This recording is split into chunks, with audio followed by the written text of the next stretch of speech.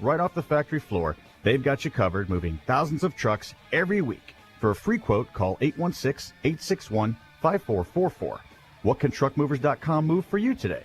Nobody moves more trucks, and nobody moves them better than truckmovers.com.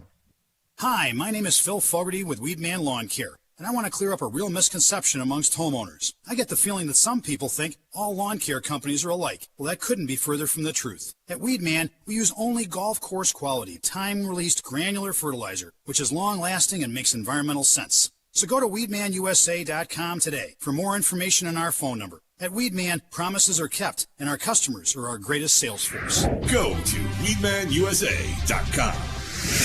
You know, my wife and I love to save on fuel with our Hy-Vee Perks cards. She won't let me get gas anyplace else, and why would I? The savings are about to get even hotter with Hy-Vee's Heat Up the Savings Fuel Saver program. Shop Hy-Vee on Monday and earn a fuel discount equal to the high temperature on Sunday and the amount you spend. If the high is 68 degrees on Sunday, I'll save 68 cents per gallon when I spend $68 on Monday. Heat up the savings every Monday through April 29th, only at Hy-Vee. Must use lookup code 8007 at checkout or promo code HEATUP when shopping online. See store for details. The best deals at the pump happen when you shop the aisles of Hy-Vee with help from the first Warn 5 weather team. This is KCTV5 Chief Meteorologist Luke Doris. Watch KCTV5 Sunday night at 10 for our official high temperature. Whatever it was on Sunday means you save on Monday with your Hy-Vee Perks card. If the high was 63 degrees, you save 63 cents a gallon when you spend at least $63. Watch First Warn 5 weather on KCTV5 this Sunday at 10. The Cohen Community Series presents George Thorogood and the Destroyers. 50 Years of Rock, May 11th at Johnson County Community College. Featuring the hits Get a Haircut, Who Do You Love, and the definitive anthem Bad to the Bone. All proceeds benefit JCCC scholarships and educational programs. Thorogood's 50 Years of Rock Tour will be a celebration like no other, so make sure to purchase your tickets beginning March 6th at jccc.edu/George. That's jccc.edu/George. Hi, I'm Brady Hanna, owner of Empower Payments. Tired of complex and high credit card processing fees? It's time to simplify. Empower Payments introduces a 50-state compliant dual pricing program, reducing your merchant bill to just $20 a month. No hidden fees, no surprises, just clear, predictable processing. Join the many businesses thriving with Empower Payments. Visit empowerpayments.com/radio or call us at 913-391-6336. That's empowerpayments.com/radio. Are you fed up feeling stuck in the same unhealthy patterns? Looking for a new way to revitalize your body? Take a look at Heather McCoy and our friends at Healing Within Massage and Wellness. They formulate individualized strategic plans that include massage therapy, stretching, infrared, and other preventative self-care services that can elevate your health. If you're ready to make meaningful change in a validating environment, go to healingwithinkc.com to see how their healthcare providers can help you. Hey, Kansas City, if you're thinking about joining a golf club this year, think Tiffany Greens. They offer some of the best membership rates in Kansas City. A championship golf course with 5 sets of tees and one of the best practice facilities in the Northland makes Tiffany Greens the place to be. 2 weeks advanced tee times, unlimited range balls, discounts in the pro shop, club storage, and more. Mention this ad when signing up and get 10% off your membership. Call 816-880-9600 or online at TiffanyGreensGolf.com. If you're thinking about joining a golf club, think Tiffany Greens. Sports Talk powered by fans. Sports Radio 810 WHB Kansas City. The power of sports.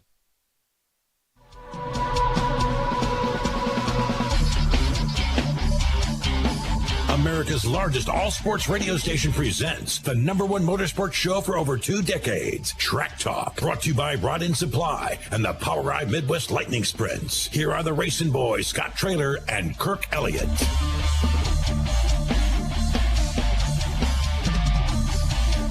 Good morning, everyone. Welcome to Track Talk here on Sports Radio 810 WHB. It's all brought to you by Rod-In Supply, featuring the POWRi Midwest Lightning Sprints.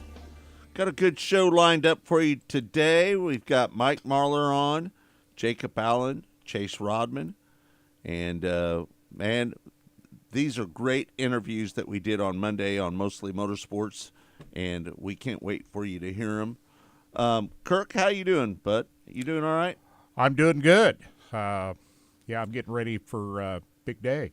I just want to let everybody know that on Monday on Mostly Motorsports, we are going to have the World of Outlaws CEO, Brian Carter, is going to be on, and we're going to talk about the World Racing Group acquires ASCS. What do you think about that, Kurt? That is big news yesterday, and you had talked about that over the last several shows that the World Racing Group was in the process of purchasing the ASCS with a lot of things going on inside the ASCS organization. And Emmett Hahn and the Hahn family, founder of the ASCS, has made the deal with the World Racing Group, and that is huge news that broke out yesterday. Yep. That deal has been completed, and I think that's good news. That's good news.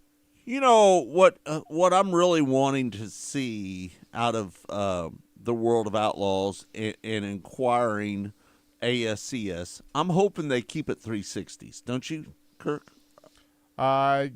Yeah, I don't think we really know yet for sure what the plan is with the ASCS long term, but I think they understand that 360 racing. Of course, you know, World Racing Group, the World of Outlaws, all about 410 racing, right?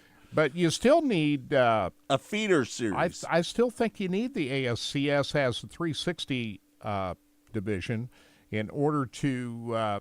They use the word ecosystem of sprint car races.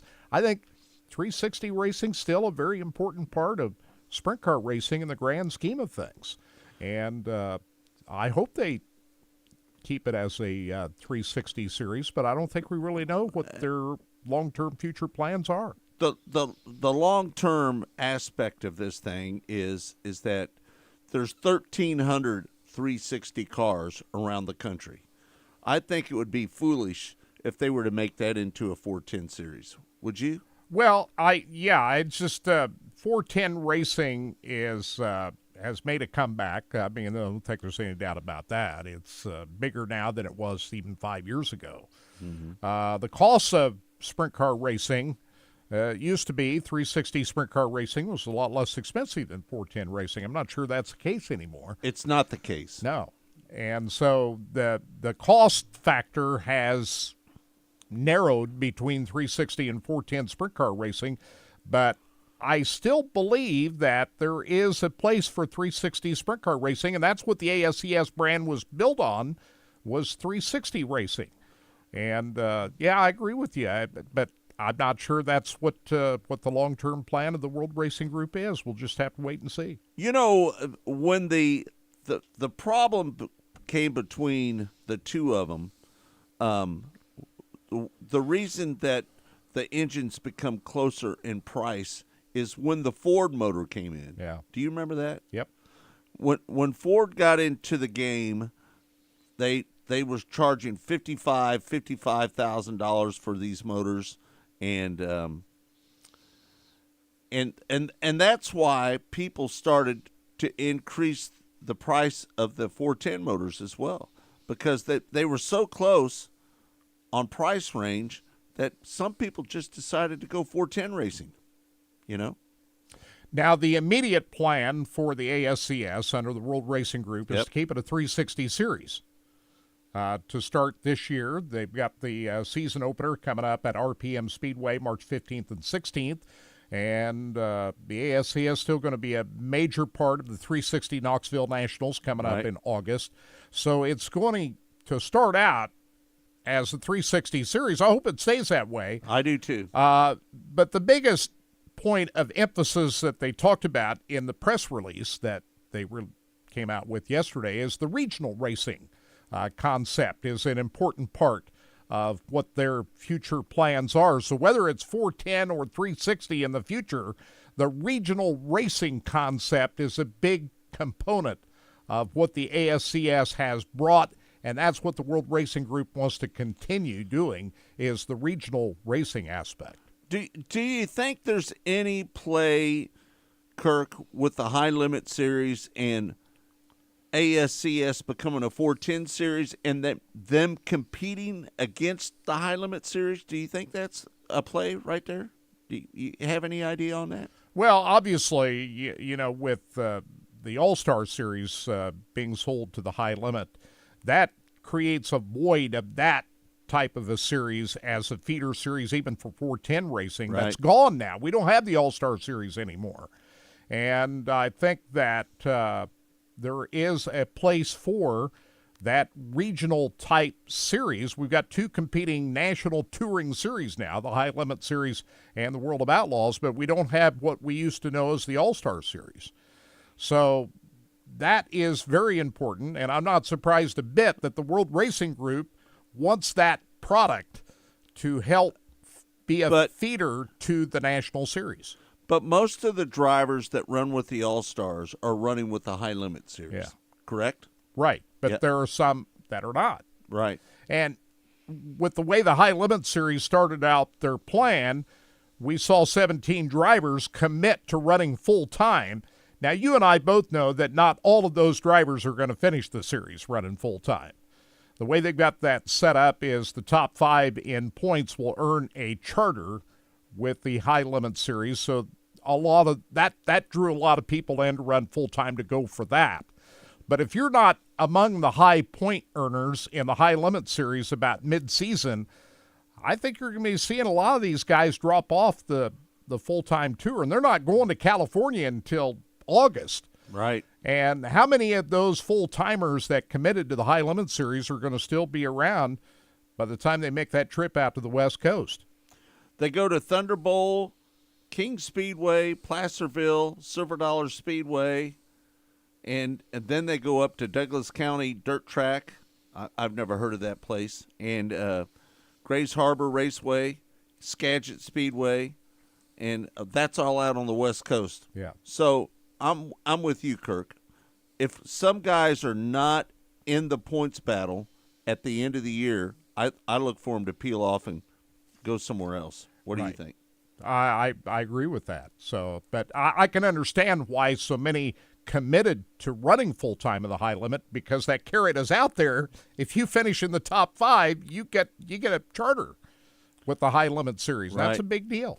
And on May 3rd and 4th, they're going to be racing the High Limit Series out at Lakeside Speedway as well. Yeah. So prior to that, the World of Outlaws is going to be at US 36 Raceway. And they're going to be at I-70 on June 7th and 8th, and also at I-70 on October 8th as well. So it's going to be interesting to hear from Brian Carter on Monday on Mostly Motorsports, and he'll give us a little bit more of an idea of what their future plans are with the ASCS series and, you know, what their goals are. Right now, we're just kind of speculating on the future of 360 racing with the World Racing Group, and will ASCS continue to be 360? I hope so. I hope but so, too. I think Brian Carter will be able to give us a little bit more of an idea of what their long-term goals are with this series coming up on Monday's show. Yep, no doubt about it. Kirk, other news that we have found out is that we all know that Brian Hobart is going to be going over to USAC as the announcer over there. So full-time announcer for USAC, and they'll be picking it back up here in a couple of weeks. Do you think there's any chance that Brian Hobart, now that the World Racing Group has purchased ASCS, do you think there's a possibility that Brian might backtrack and take the ASCS job? No, I don't see that happening. He's committed to the USAC guy now. So, no, I don't foresee that happening. I see there's a possibility that could happen. You do? Yeah. No, absolutely. He's committed to USAC. I think that's where he's going to be. So he's still helping out with the publicity with the ASCS. We noticed he's writing the press releases. Kept everything up to date. Noah Gass wins the ASCS Elite Outlaw feature event last night down at Red Dirt Raceway in Meeker, Oklahoma. That's a 410 event. Gass beats Ayrton Jeniton, Sam Haperteep Jr., and Dominic Scelzi to the line, with Jason Martin coming home in 5th place. It says 410 racing, but isn't that a 360? What's that? USCS? The ASCS Elite region. Yep. On the results, they listed as a 410 series. So, but Jason Martin was down there last night. He's a 360 car, right? Right, no doubt. We'll check on that just to make sure if that what that was. Was that 410 or was that 360? I'm confused because the results on my race pass listed as 410 series. I didn't see video of that race last night, so if somebody can fill us in on that and clarify that. We know Sam runs both 360 and 410. Jason Martin's a 360 driver, but Dominic Selsey, we've seen him run both 410 and 360. Ayrton Geniton the same. Noah Gass, basically a 410 guy. But when you say ASCS and elite region, it's got to be 360, doesn't it? Right, it has to be. Yeah, right. So, but anyway, I was confused when I saw the results on my race pass. It listed it as 410. So we'll try to get clarification on that. Hey, they flipped a couple of modifieds last night down at Texas Rocket Raceway Park. Very fast racetrack. USMTS opening night of a 2-night weekend doubleheader. Second weekend for the USMTS. Pretty wild night at Rocket Raceway Park, especially when you take into consideration that one of the guys that got upside down was one of the winners from last weekend, Jason Hughes. Looked like Carlos Amata Jr. and Terry Phillips got pinched up into the wall, and Jason Hughes had nowhere to go, and he barrel rolled that car. And we had another modified get upside down later in the race. Amata Jr. rolled his race car all alone. But it was a local guy that came up with the feature victory last night at Rocket Raceway Park, and his name is Jack Sarton from Royce City, Texas. Started 13th and beat Gary Christian to the line. Terry Phillips ended up third. Dan Ebert came from 20th to 4th, and Tanner Mullins 5th. And they'll have another night of racing down there at Rocket. And, Scott, we're looking forward to next weekend. It is the King of America at Humboldt Speedway. And if we get this kind of weather continuing, it's going to be a spectacular weekend at Humboldt next Thursday, Friday, and Saturday for one of the crown jewels of all of dirt modified racing, the King of America. Yep, no doubt about it. Dan Ebert is the defending winner of that race, too, by the way. Dan Ebert is, right? He had a good run last night. Where'd he end up finishing? Started 20th, ended up 4th behind Terry Phillips. So Hey, the comments are saying that was a 410 Elite race. that was 410. Okay. There's a bunch of comments in Well, our I'm comment confused. You section, see so. ASCS and you see 410. That just doesn't jive with me. So we have confirmed that was a 410 race. By more than one person Okay. in the comment section has said that. Like I said, we appreciate everybody. We got over 50 people on Facebook with us today, and we appreciate you guys with all the comments. And, good. See, we got great listeners out there. Great listeners out there. They'll set us straight. And I believe tonight they're going to be racing down at Kennendale tonight, right? What race is that? Is that a 410? I'm just seeing what Paul said. He just said that they're going to be racing down at Kennendale tonight. Blake Hahn going to be down there? Yeah, he's going to be down there. Cool. Yeah. We'll be watching. The other big news last night in the NASCAR Craftsman Truck Series, Rajah Caruth wins his first ever in the NASCAR Craftsman Truck Series. And I've been hard on this series. Daytona was not a good race. The last race of the year at Phoenix last year was not a good race. But I got to say, Atlanta last weekend and Las Vegas last night, much better. I thought it was an entertaining race last night. Last night was good. And Rajah Caruth coming through with the win. Yeah, good to see somebody new in victory lane. And right. I mean, a new driver. Yeah, when you see somebody new in there, there's always the jubilation that you get from someone that. Is that his first win, Kurt? First win. Yeah, I mean, like you said, it was everybody was Spire. He drives for Spire Sports. That's right. And his teammate Kyle Busch won last week. He's wearing a Hendrick Cars.com fire suit. Yep, they've got that sponsorship on that car, but that's a Spire truck, and I think he's going for the championship this year. Is he not? I didn't see that, but I do know that. I mean, if you picked up a win this early in the year, I'm going for the championship. I'm going to sign the guy up for more than one race if he's not committed to everything. But, man, I know that there was a lot of good racing, compared to week 1 of the truck series. So they've been redeeming themselves over the last couple of weeks. So yeah, last night was a good race. It was. entertained I saw by a lot of the highlight. I didn't get to watch it live.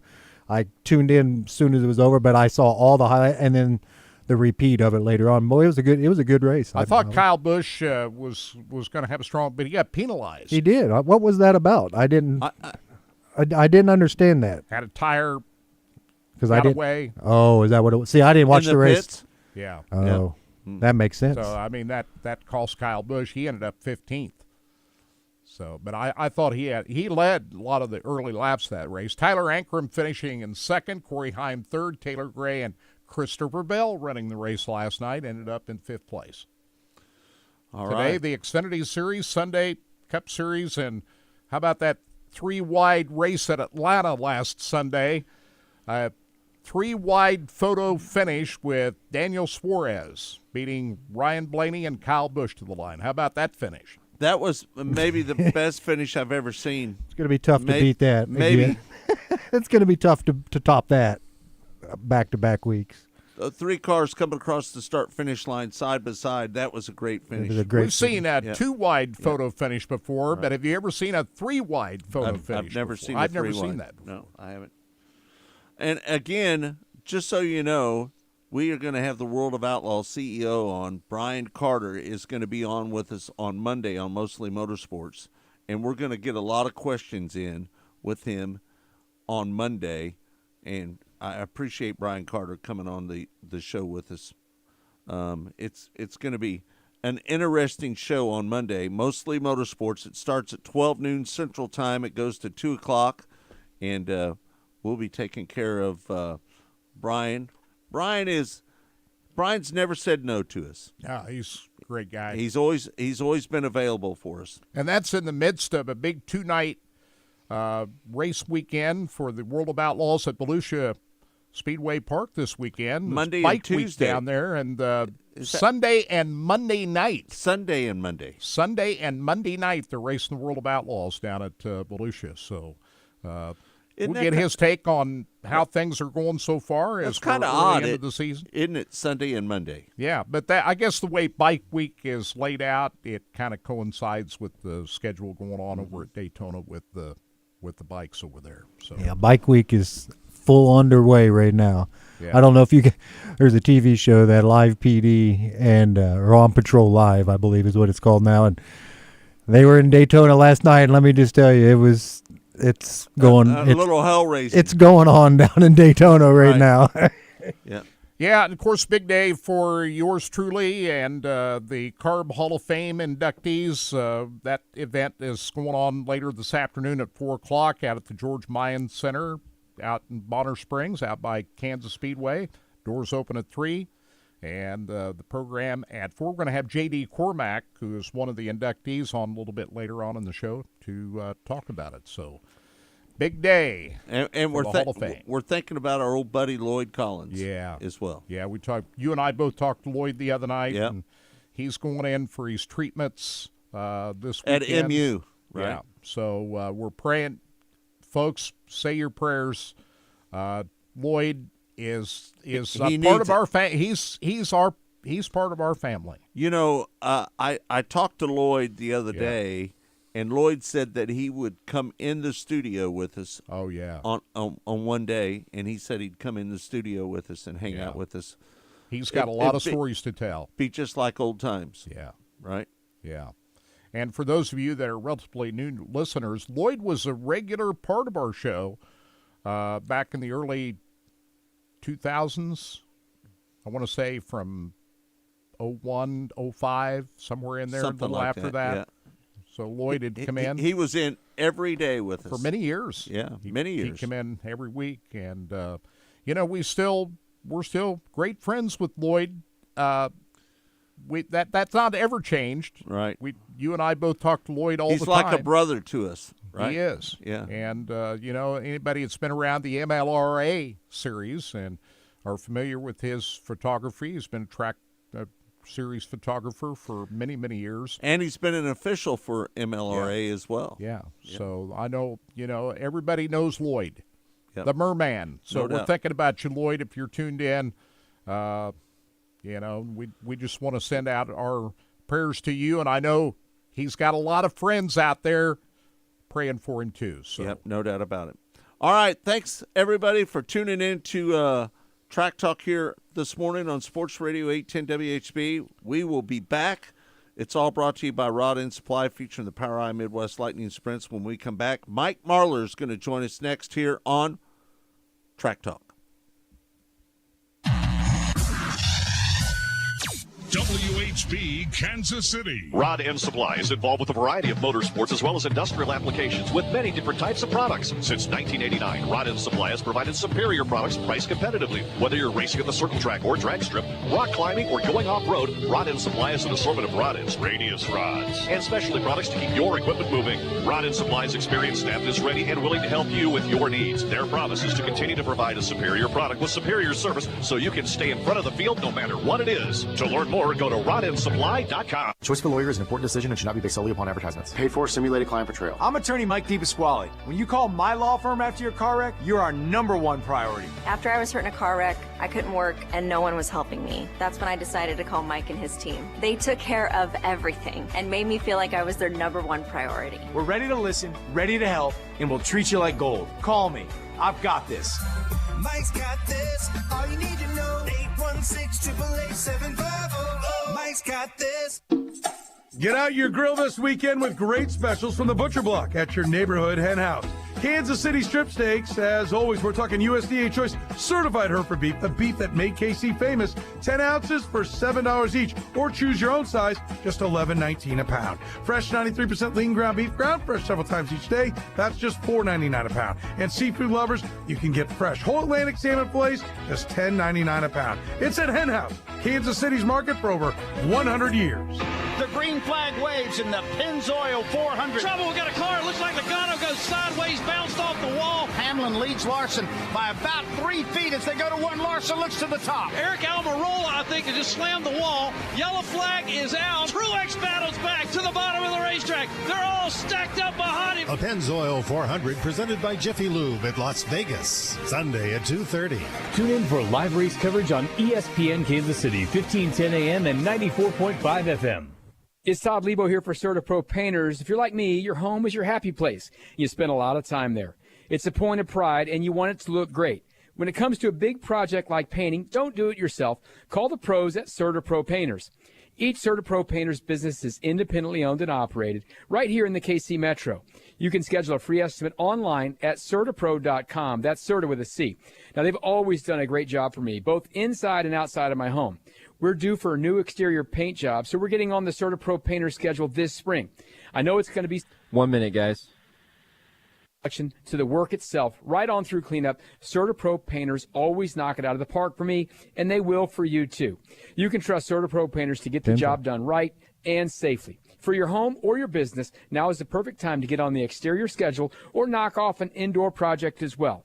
Get that free estimate online at CertaPro.com. When choosing a painting professional, the choice is simple. Choose happy, choose CertaPro Painters.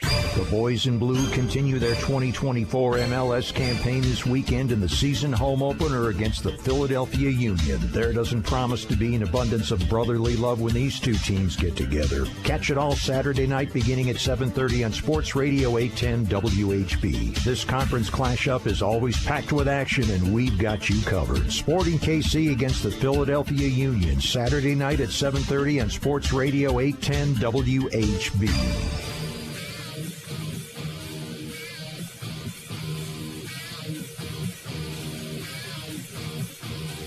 Welcome back. It's Track Talk here on Sports Radio 810 WHB. It's all brought to you by Rod End Supply, featuring the POWRi Midwest Lightning Sprints. Kirk, we had a chance to talk to Mike Marlar. Yeah, he won a big race last Saturday night down at Golden Isle Raceway. It was part of that sprint car late model combo event. Jacob Allen won the sprint cars, and Mike Marlar, $20,000 to win the late model feature race last Saturday night. And on Monday's Mostly Motorsports show, we talked to Mikey about his big win.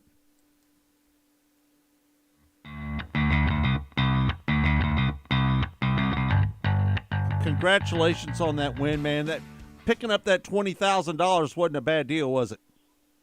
No, sir. Yeah, thanks for having me on. I enjoy being on the show every time, and fun to talk to you guys. But yeah, it's good to come off a win, and being the last one's fun too. So it's definitely a cool night for us. Yeah, no doubt.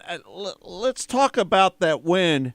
You were pretty dominant during that race, weren't you? I know that Brandon Sheppard gave you a little pressure there at the end, but how did you feel? Did the car take a little rubber at the end of the race?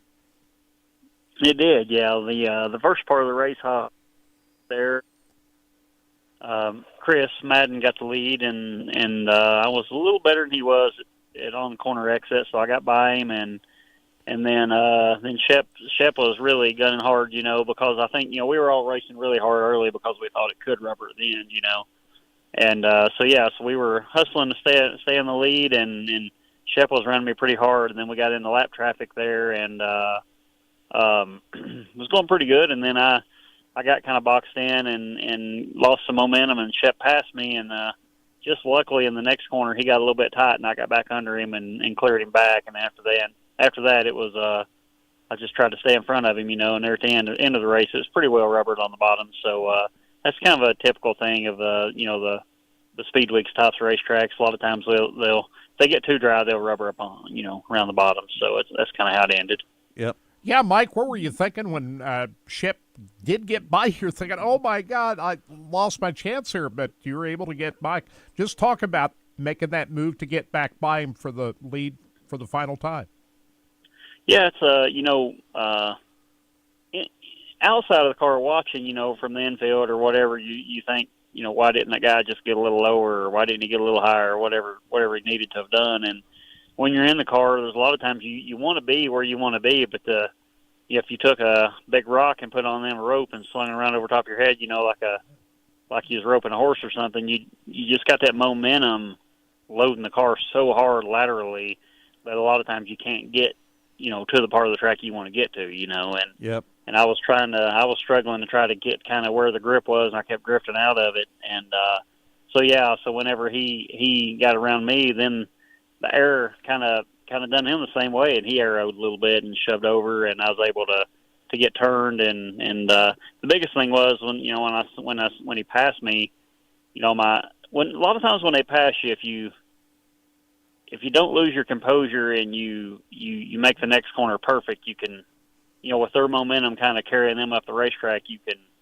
When they pass you, they're obviously going faster, right? So then they may be, a lot of times they'll overshoot the corner. So if you back up your corner and do it right, a lot of times you can get it back. And luckily, just from experience, I kind of knew that, okay, don't freak out here, this ain't good. And then sure enough, I backed up my corner and got the car turned right and got in the traction a little better on exit and pulled back by him. And because he was his momentum drifted him out of the lane a little bit too much, like it did me the lap before. So, yeah, it just kind of happens that way. And happens that way on a lot of like flatter racetracks, and that track down there is really flat.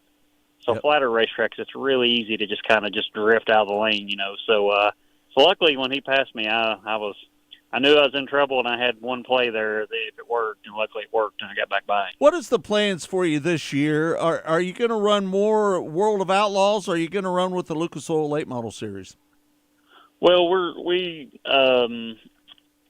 logistically running with Lucas makes the most sense for us.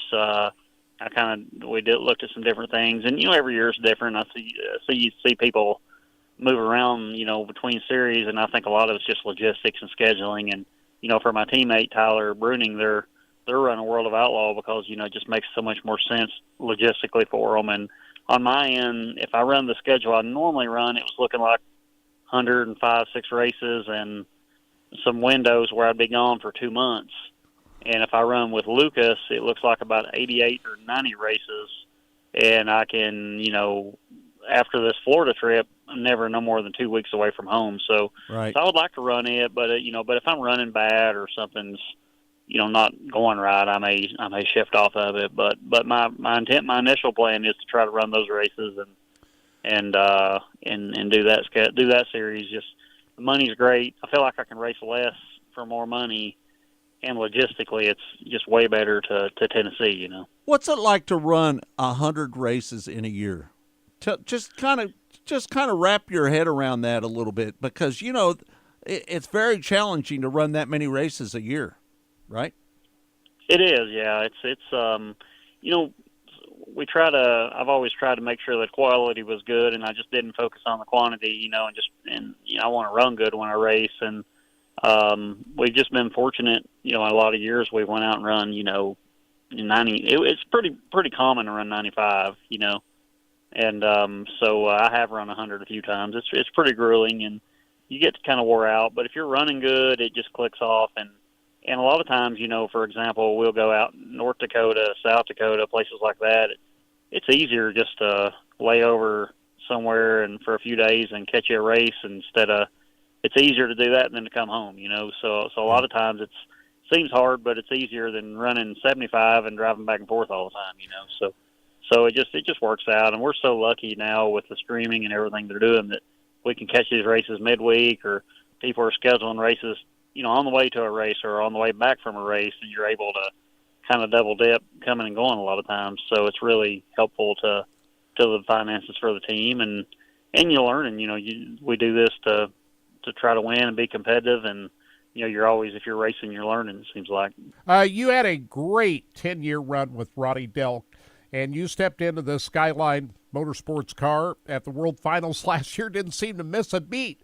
Did that even surprise you that you ran so well right out of the gate in this new ride?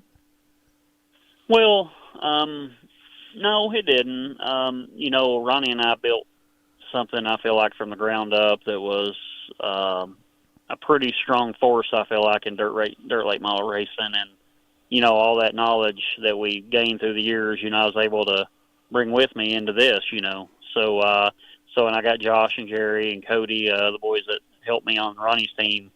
We all just kind of moved into the Bruning, Skyline team, and took all the advantages of that situation and all the knowledge that we had from all those years with Ronnie, and culminated that into something. So I feel like there's a potential that we could be even stronger even going forward. So I feel like that. No, I don't think it surprised us. I think it maybe surprised other people because it's not that common, to fire out there. It's all about the people, isn't it?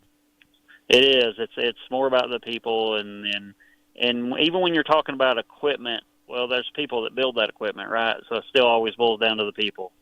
And so Ronnie's doing great. Me and him remain good friends still, and his son Jared is going to start racing a crate car. So I was just talking to Ronnie a couple hours ago about some of that, So we're going to help him get started, and Ronnie's for the first time in a long time actually got a car in his shop at his house, and he's learning the technical kind of side of things and all that. And him and his boys are going to race a little bit together. So Ronnie's glad to see Ronnie's still going to be able to have some fun with it too, and it's been a good deal, man. It continues to be, a great relationship, So I'm looking forward to helping them.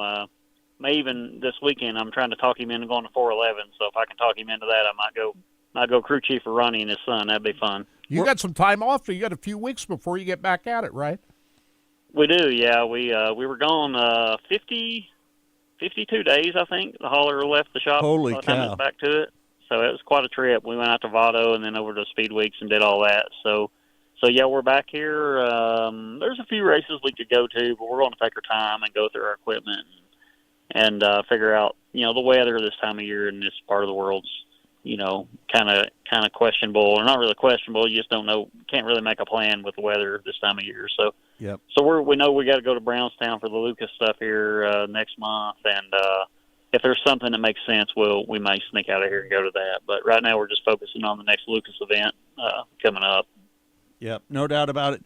We're going to have Jacob Allen on here just a little bit later in the show, and we're also going to have Chase Rodman on, and they're all a part of the High Limit Series. And I just don't know what you think about the High Limit Series and the sprint cars. What's your thoughts about racing with those guys week in and week out? I think it would be a better show for the fans. You know, like I said, I love all kinds of racing. My dad's got his hobby stock. I go to the races with my dad when he runs that. My little brother's got a crate car, and I go with him when he runs that. So I like it all. But I think from a fan's perspective, you know, if you get a serving of dirt late model, high level dirt late model stuff, and high level, you know, whether it be High Limit or World of Outlaw or Lucas or World of Outlaw late models, you get that kind of pairing together. You got a show.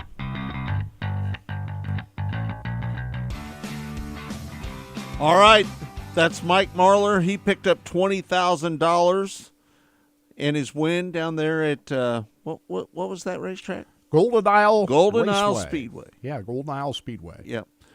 And we're going to take a break, and we're going to do so we can get in the Jacob Allen interview that we did on Monday as well. So we're going to take a break.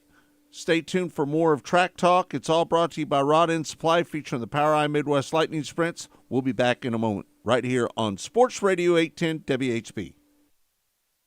WHB Kansas City. Rod End Supply is involved with a variety of motorsports as well as industrial applications with many different types of products. Since 1989, Rod End Supply has provided superior products priced competitively. Whether you're racing at the circle track or drag strip, rock climbing, or going off-road, Rod End Supply has an assortment of rod ends, radius rods, and specialty products to keep your equipment moving. Rod End Supply's experienced staff is ready and willing to help you with your needs. Their promise is to continue to provide a superior product with superior service so you can stay in front of the field no matter what it is. To learn more, go to rodendsupply.com. Hey, it's Nate Bucati here, and I'm back to talk about Green Grass Cattle Company in Weston, Missouri. What a fun time for Kansas City sports fans, and what a perfect time to fire up the grill and enjoy a delicious meal with friends and family. Green Grass Cattle Company can always make any occasion a special occasion with the highest quality meats in Kansas City. Brisket, ribeyes, KC strips, picanha, tri-tip, brats, you name it, they've got it. And don't forget that they deliver locally and nationwide. Greengrass Cattle Company also sells their Angus beef in bulk, quarter, half, and whole. It's the most affordable way to feed your family, and you'll know you're getting the best beef you can get, locally and humanely raised. Looking for corporate gifts?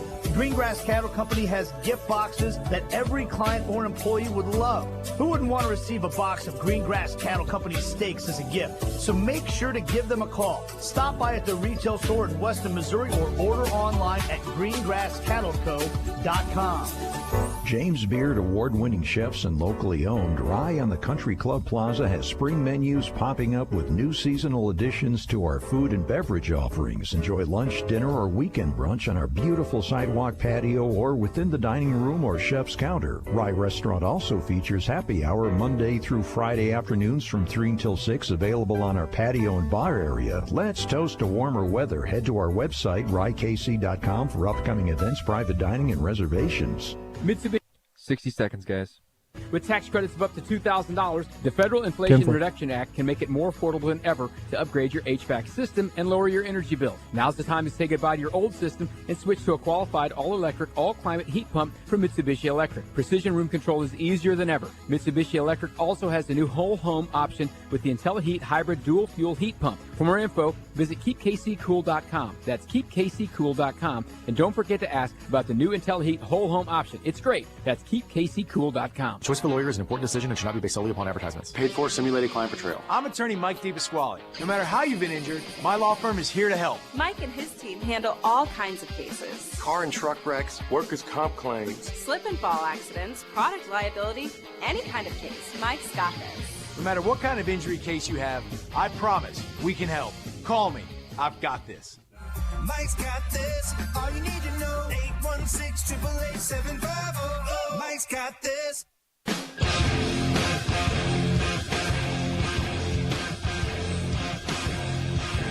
Welcome back to Track Talk here on Sports Radio 810 WHB. It's all brought to you by Rod End Supply, featuring the POWRi Midwest Lightning Sprints. Don't forget, on Monday, we're going to have the World of Outlaw CEO, Brian Carter. He's going to be on with us on Monday. And I also want to give a shout-out to Barry, who's listening in from Mississippi as well.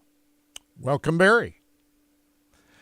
Jacob Allen won a big high-limit sprint car race last Saturday night down at Golden Isle Speedway. On Monday, we spoke with Jacob Allen from Shark Racing on our Mostly Motorsports show, and here's a little bit of that conversation. He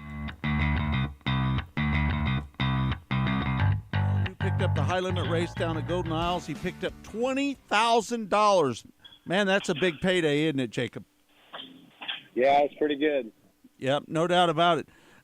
Listen, that race was pretty interesting, to say the least. There was a moment when Justin Peck got around you. What was your thoughts going through that time when Justin Peck got back around you?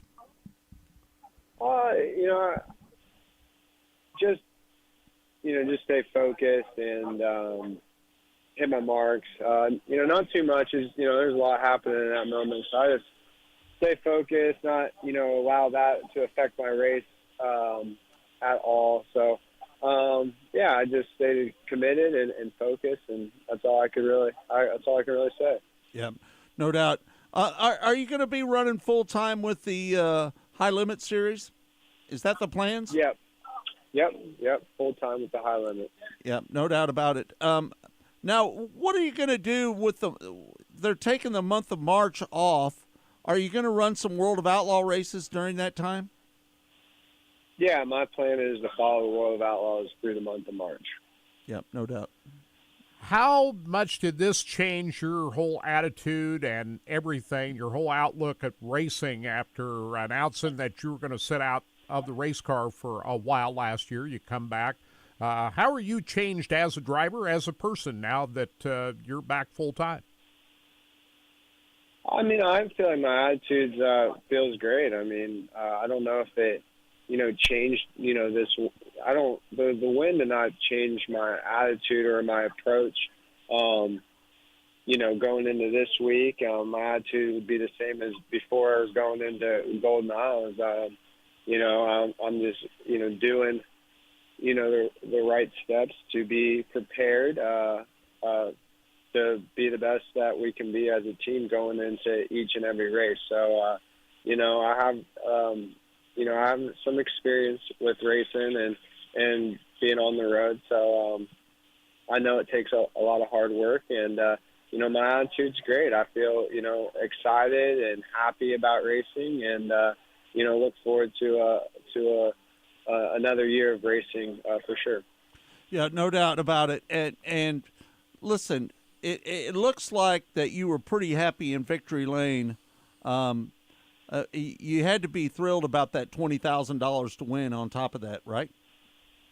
Oh, yeah, absolutely. I feel like the money isn't the thing that comes to my mind, after, we take the checkered or anything like that. I was just glad to have so much fun, racing and battling it out there on the racetrack. It was just a blast. I feel like, racing like that is what, I'm so passionate about racing. It's just exciting. It's an adrenaline rush. You're duking it out in a 900 horsepower race car. So it gets me pumped up, and, everybody wants to win, and we were lucky enough to accomplish that. So it felt great as a team to be able to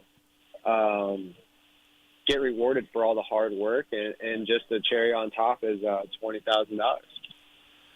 Jacob, with Shark Racing splitting things up, Logan Schuart staying full-time on the World of Outlaws side, you're going full-time High Limit Racing. How does that change the whole operation of Shark Racing with teams split up going each direction with High Limit and World of Outlaws this year? Yeah, I don't know if it really, I guess the obvious is, we're just not, one's on the Outlaw Tour and one's on the High Limit Tour. But really, I don't think it changes, really anything about our race team other than that. Me and Logan communicate all the time, and we know how our operations work, as far as like getting prepared to go to the races and what to do at the racetrack. So I don't feel much of a change really at all, other than, we won't be parked next to each other at every race, but through the entire month of March we will, and all the big races we will, and I think if anything, it provides us an opportunity to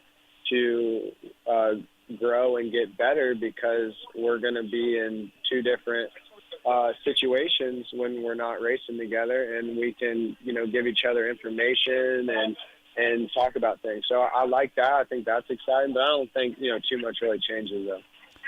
Listen, I've said this a few times during the show.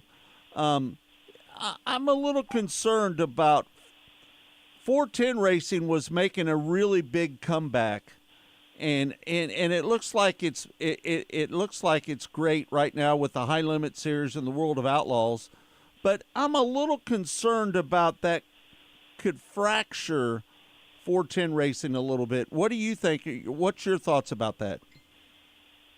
Oh, I mean, honestly, I don't really have too many thoughts about it. I think, what's important to me is that, or what I'm grateful for is that there is a lot of 410 racing to be raced that I can be a part of. But I just focus on myself and my team and showing up to the racetrack and doing the best we can. All that stuff is out of my control, but I'm grateful to be able to race the races that I can with High Limits and the World of Outlaws and wherever else I decide to race, and to me that's what I'm grateful for and important. But I can't control all the other stuff. Yeah, no doubt.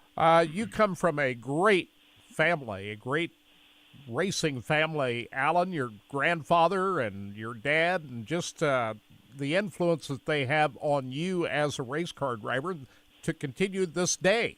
The influence that they have on you. Just talk about that a little bit.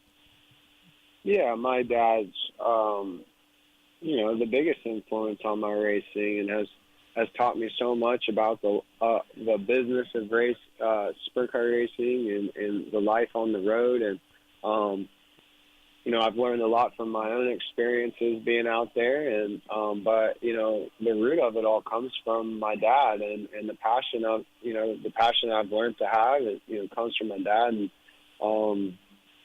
I'm very grateful and feel very blessed, and that, my dad is provided me with an opportunity to race full time as a living. And I wouldn't change a thing. I love my dad so much, and I'm thankful every day for the opportunity he's provided, not just me, but Logan too, to live out a dream and have a great job as we're both, I'll be 30 this year. So to be 30 years old, Logan being 30 years old, I mean, it's a real blessing to be able to travel with our family and race for a living. I mean, not too many people get to live a life like that. So I'm thankful that my dad's provided that for us. Let's get back to Golden Isle Speedway. They haven't raced wing sprint cars on that track all that much. That's dirt late model country down there.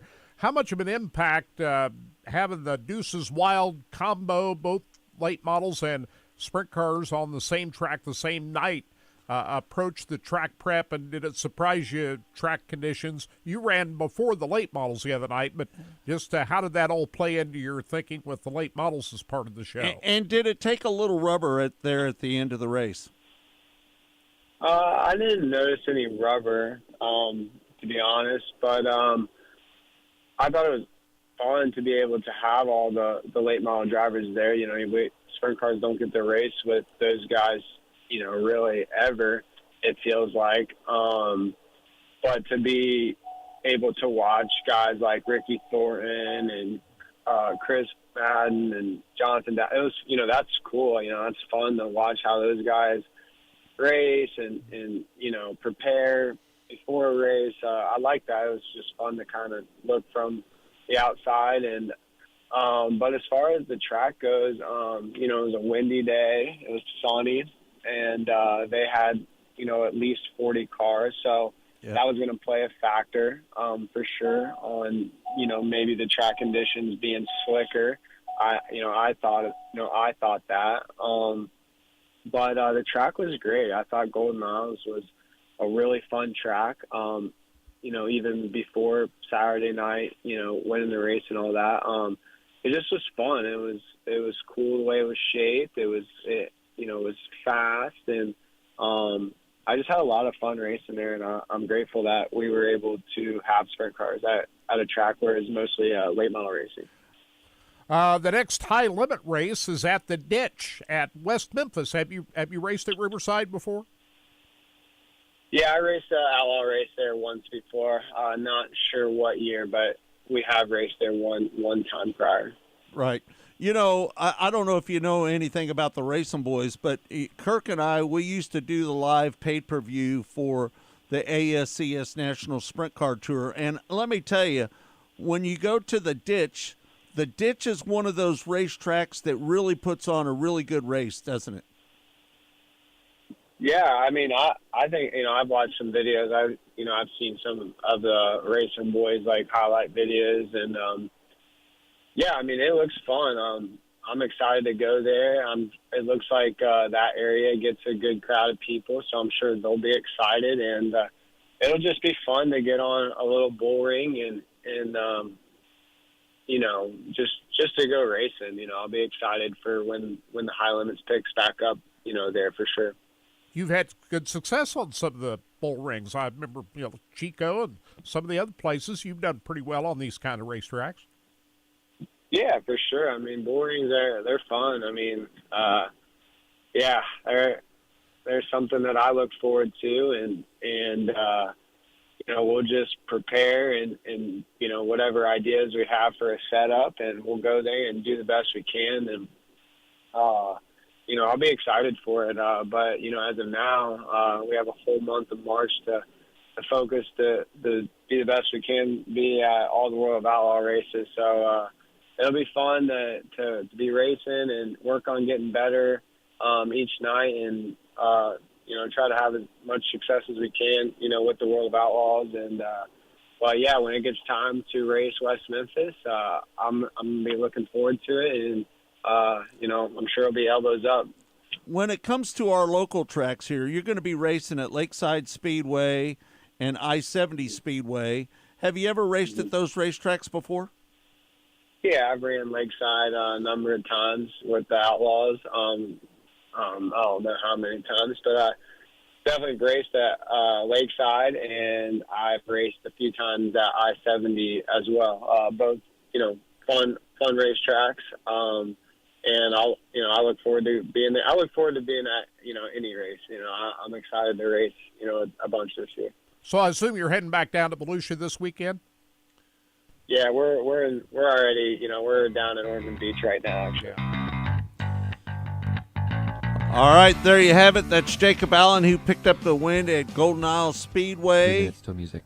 And so it was great to see him win a race. He always sat out for a number of weeks last year.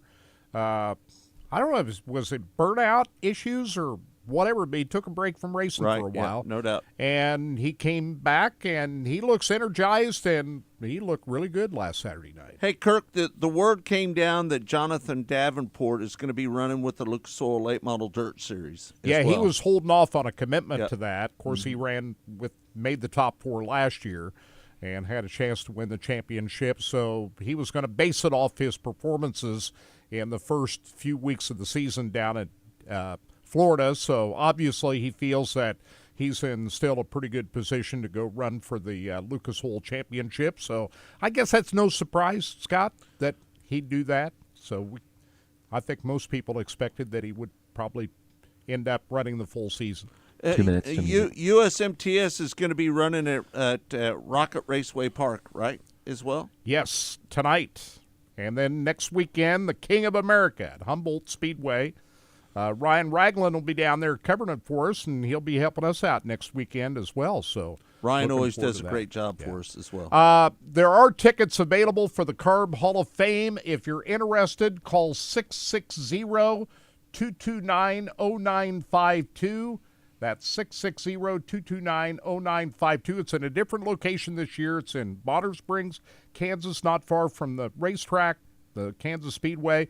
We put a map on our Facebook page up there. You want to see where it's at out there, but love to see you all out there tonight for the Hall of Fame induction. We're going to talk with J.D. Cormack, one of the inductees, in hour 2 coming up. Talk more about it. You'll be talking to him. Yeah. Yeah. So Anyway, we got all that and a full hour exclusively on RacinBoys.com and YouTube and Facebook pages. So we're just an hour here on Sports Radio 810, but we got 2 full hours. You can watch it all on our website, RacinBoys.com. RacinBoys.com, and you can watch it on YouTube as well. So and Facebook. Yep, no doubt. So it's all there. All right. So thanks, everybody, for tuning in to Sports Radio 810 WHB. I can't thank you enough. Todd Surprise, always doing a great job for us here. And it does a great job each and every week with the video and all the graphics. Todd's getting nervous. He's getting nervous. Hey, Todd, you got 1 week to go. Did you cut your hair off? You did, didn't you? How about that? Todd, good for you. Todd was short hair now. That's really. I almost can't even fathom seeing you with short hair. Just so you know. It's a shock to the system. It's a shock to the system. Yeah, but you know what, Todd? That just says a lot about you to sacrifice that for your daughter. Right. And do that. That's awesome. No doubt. For the betterment of the good, right? This Saturday, right, Todd? That's right. Next Saturday. Can't wait, man. Can't wait to see that. All right. Thanks, everybody, for tuning in to Track Talk here on Sports Radio 810 WHB. It's all been brought to you by Rod End Supply, featuring the Power Eye Midwest Lightning Sprints. Coming up in hour number 2, Chase Rodman is going to be joining us on Track Talk. So we hope that you'll join us hour number 2. You can watch it on Facebook. You can watch it on YouTube as well. So we'll talk to you then. Thanks, everybody, for tuning in. We appreciate you.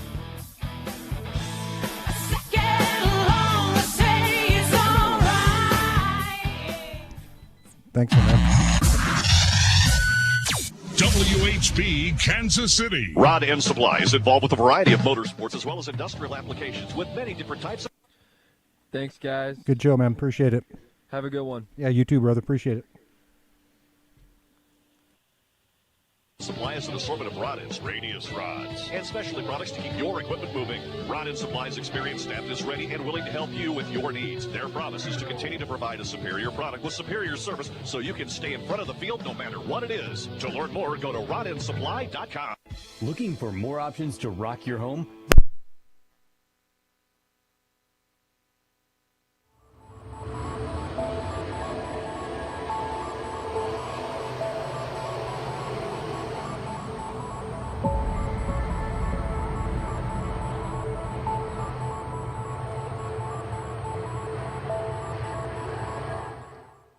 Rod End Supply is involved with a variety of motorsports as well as industrial applications with many different types of products. Since 1989, Rod End Supply has provided superior products priced competitively. Whether you're racing at the circle track or drag strip, rock climbing, or going off-road, Rod End Supply has an assortment of rod ends, radius rods, and specialty products to keep your equipment moving. Rod End Supply's experienced staff is ready and willing to help you with your needs. Their promise is to continue to provide a superior product with superior service so you can stay in front of the field no matter what it is. To learn more, go to rodendsupply.com. Here at Specialty Sportswear in-house, we do all of the screen printing, all the embroidery. We do some vinyl. The other add specialty items like your pens, magnets, notepads, calendars. You can actually buy that, build your business to make it larger. We have the largest screen printing process and the largest embroidery anywhere around in the area. We can do stuff all the way from your school clubs to sports teams, a professional look in the office. If you can imagine it, we can do it for you.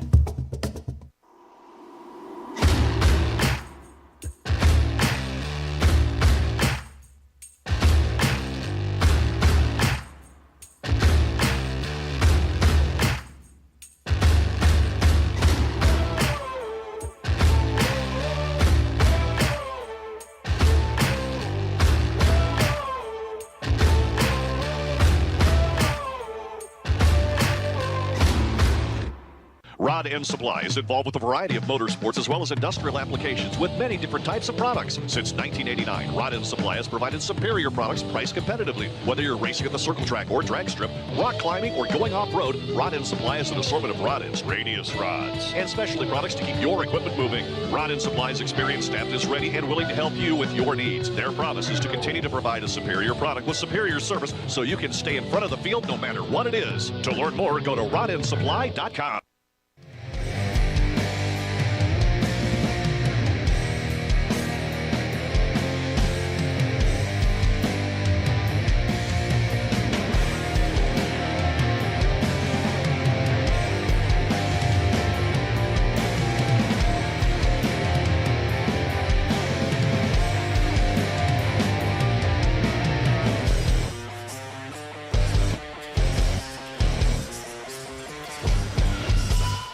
Rod End Supply is involved with a variety of motorsports as well as industrial applications with many different types of products. Since 1989, Rod End Supply has provided superior products priced competitively. Whether you're racing at the circle track or drag strip, rock climbing, or going off-road, Rod End Supply has an assortment of rod ends, radius rods, and specialty products to keep your equipment moving. Rod End Supply's experienced staff is ready and willing to help you with your needs. Their promise is to continue to provide a superior product with superior service so you can stay in front of the field no matter what it is. To learn more, go to rodendsupply.com.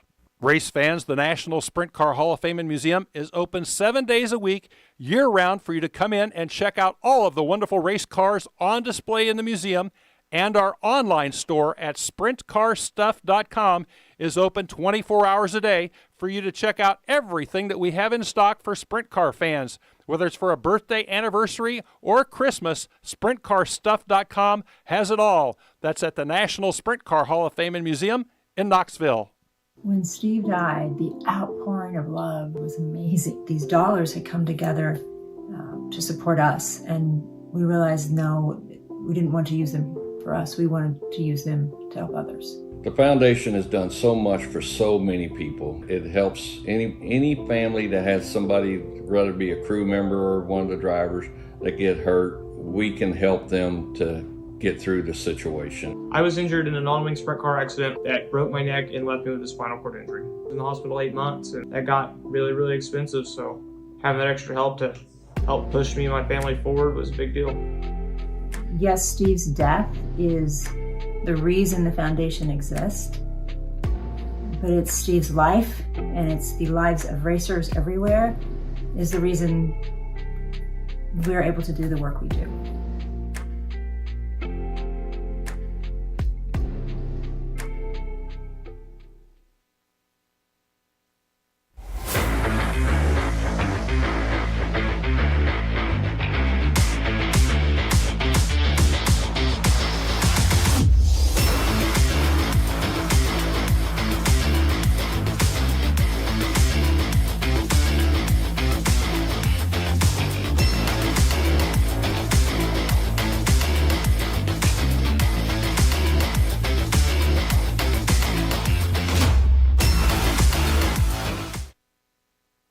Go harder, faster, stronger with Rod End Supply. Whether you are running industrial, farming equipment, or a race car, Rod End Supply has the assortment of rod ends, radius rods, and specialty products that will help you lead the field in performance. Our superior design means our rod ends last longer and perform better, giving you the edge on the track and saving you money. Contact Rod End Supply or order online today at rodendsupply.com. We don't just sell them, we race them.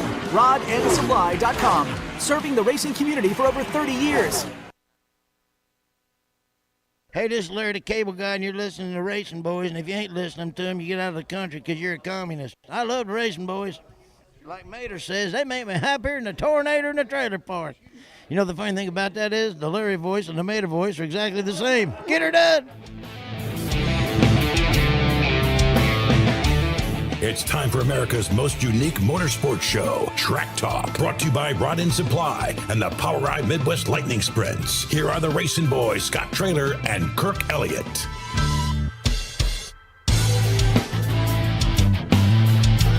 Welcome back. It's Track Talk here on RBN, the Racing Boys Broadcasting Network. Got a good show lined up for you today. Want to thank Mike Marlar and Jacob Allen for hour number one, those interviews that we did. And we're also going to have Chase Rodman on here in just a little bit. So, Kirk, what's new in your world? Your basketball team, your girls' basketball team won the other day, didn't they? The men and the women did. I'm an Iowa State alum, so it's been a great winter so far. Didn't they beat K-State? They beat K-State, which was the third best team in the Big 12, at K-State, which that was kind of a surprise to a lot of people. Hey, are you a little surprised that Missouri hasn't won a conference game? Yeah, I am. Yeah. I mean, the new coach over there at Missouri made the tournament last year, but did not won an SEC game this year. That's crazy. That's nuts. But anyway, I was up to watch the Iowa State men up at Ames against Oklahoma the other night. You got to see your sister-in-law, didn't you? Yeah. Right. Yeah, it was great. How was that? Was Great. that good? Yeah. Did you guys get along real well? Yeah. Yeah. Yeah. All good. Good to see her. So they go to all the games up there. So yeah, it was fun. Your brother, he takes his wife to every game, doesn't he? Every home game. Yeah. They didn't go to two of the games back in when it got really cold that week of the Chili Bowl. You remember we had the bad winter weather when it was really cold. Yeah, so they weren't able to go to those, but they made all the rest of them. So anyway, it was fun going to Ames the other night and catching a little hoops action. And it's kind of weird because it seems like everything's kind of a week behind here a little bit. We're still a couple of weeks away from the Big 12 tournaments down here at T-Mobile Center. So you'd think that would be this next weekend, but that's in 2 weeks. Yep. So everything seems to be a little bit pushed back. I don't know what that has to do with leap year. You know, we had 29 days in February this year that the calendar just kind of gets pushed back a little bit. But isn't it also kind of weird that, you know, once we get through speed weeks down in Florida, there's kind of a dry spell of racing. All of a sudden, you know, we don't have a whole lot going on over the last couple of weeks. The World of Outlaws are going to be racing for the entire month of March. They are. Yeah. And starting this weekend on Sunday and Monday nights. Mm-hmm. But it just doesn't seem like the last couple of weekends there's just a whole lot of racing going on. Let me ask you this. Is it odd that High Limits takes off the entire month of March? Is that weird? Well, it's the first full year of the touring series, and typically you don't get reliable weather in the month of March. Right. And so if you start scheduling a whole bunch of races in March, you're likely to get a lot of them rained out. But the way the weather patterns are now, we haven't had a whole lot of rain. We haven't had hardly any precipitation since, the middle of January? Hey, I'm wondering if we're going to get any Kirk, rain in March. To be honest with you, this is the third warmest month in the history of February. Wow. Have you seen that yet? I saw that. And who would have thought that? You know, when we went down to the Chili Bowl, I remember walking out of the Chili Bowl after the Saturday night race, and it was as cold as I've ever experienced in Tulsa, Oklahoma. We had a really cold, and it was cold colder spell than here. hell. And would you have ever imagined at that time we'd have a February like we just had? No, not at all. Crazy. It's going to be 73 today, and tomorrow it's supposed to get 80 degrees. Yeah, 80, unbelievable. 80. So we could have races this weekend right here in Kansas City. Let's start something up. And you remember us talking about when they rescheduled the King of America to earlier? We thought, how crazy is that? They've had weather issues in late March and It's early gonna April work when out they had fine that. for Now them. they're wanting to run it in early February. Now that looks pretty good. Yeah. Next weekend looks like it's going to be a spectacular weekend in Humboldt. So no doubt. It's crazy, the weather. But we're going to need some rain sometime. We're going to need that. Last night, we talked about this a little bit, and it was a 410 race at Hunt County Speedway last night, Hunt County Raceway in Greenville, Texas. The ASCS Elite, but this was a 410 race last night. Noah Gass starting inside the second row and winning the race over Ayrton Geniton, who started outside the front row. Sam Haferteep Jr., Dominic Selzy, who started 15th, ended up 4th, and Jason Martin rounding out the top 5 last night at Hunt County Raceway, where they had the USMTS last weekend, Scott. Also, the OCRS, which is the Oil Capital Racing Series, started off their season last night at Red Dirt Raceway, and Tanner Kahn wins the season opener at Red Dirt Raceway and the OCRS. Joe Bob Lee, Zach Chappell, Ty Williams, and Blaine Bunton rounded out the top 5 as the OCRS gets started last night. They had a good car count down there last night as well. Yeah, looks like they did. What did we determine the final? They had 5 heat races They last started night. 20 cars in the A main, and it appears that they had. How many cars do you? They had that's almost not, 40 that's cars. That's not a very good press release, though, really, is it, Kurt? Well, we haven't got the official release from the OCRS yet. I just posted those results off myracepass.com on racingboys.com. But looked like they had about 40 race cars last night? Right. Something No like doubt. that? Yeah. That's good turnout. You know, we used to do the broadcast for the OCRS. Remember Yeah. that back in the day? And they put on good races. Well, to be honest with you, next to the ASCS National Tour, OCRS was our best broadcast, wasn't it? Yeah. Yeah. Yeah, we had a good number of viewers that were interested in that. Zach Chappell, who you know really well, one of the mainstays of the ASCS back years ago. The youngest driver to ever win an ASCS National Championship at the age of 19. Yeah. Did you know that? Yeah, I knew that. Mm-hmm. That's been a number of years ago now. Been a long time.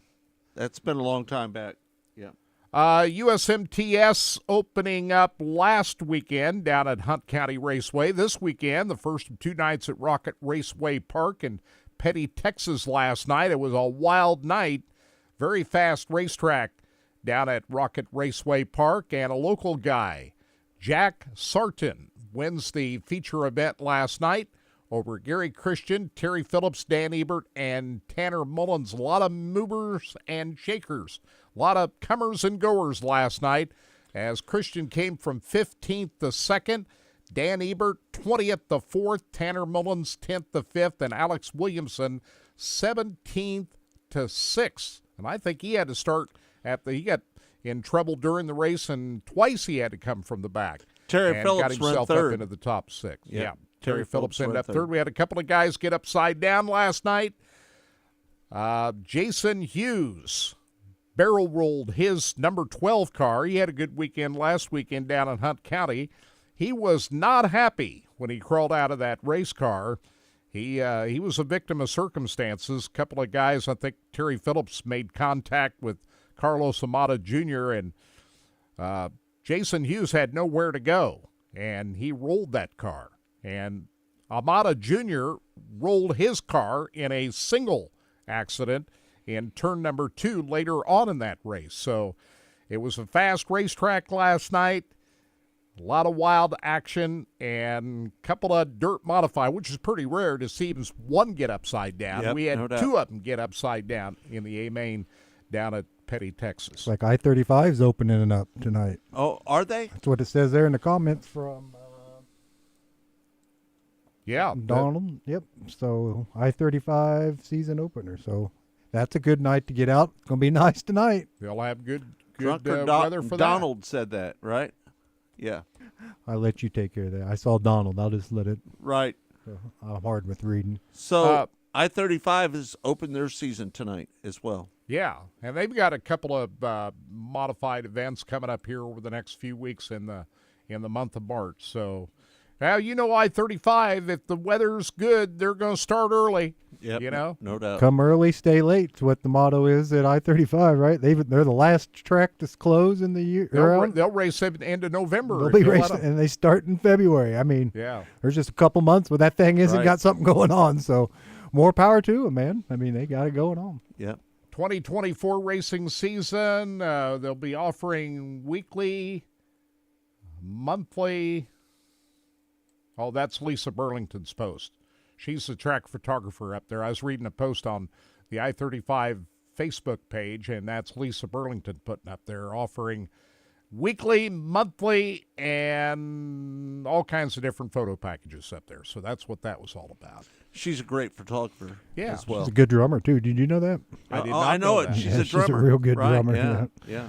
So, yeah, we appreciate I need to play my drums a little bit That's more. right. We appreciate Lisa. We use a lot of Lisa's and John Lee's photos on our show, so we always appreciate them. But Okay, it says here for I-35 There you go. tonight, they open for practice. Gates open at 12 noon, practice 1 to 5. So it's a practice session today is what's going on at I-35. Pit passes $30, kids 15, kids 5 and under free. Main concession is open. So a practice day at I-35 concession Speedway. stands are open. You sure they're not racing tonight? No, it just says, and I'm just reading right off their Facebook page, 2024 race season kicks off today with a practice from 1 to 5. Gates open at 12 noon. All right.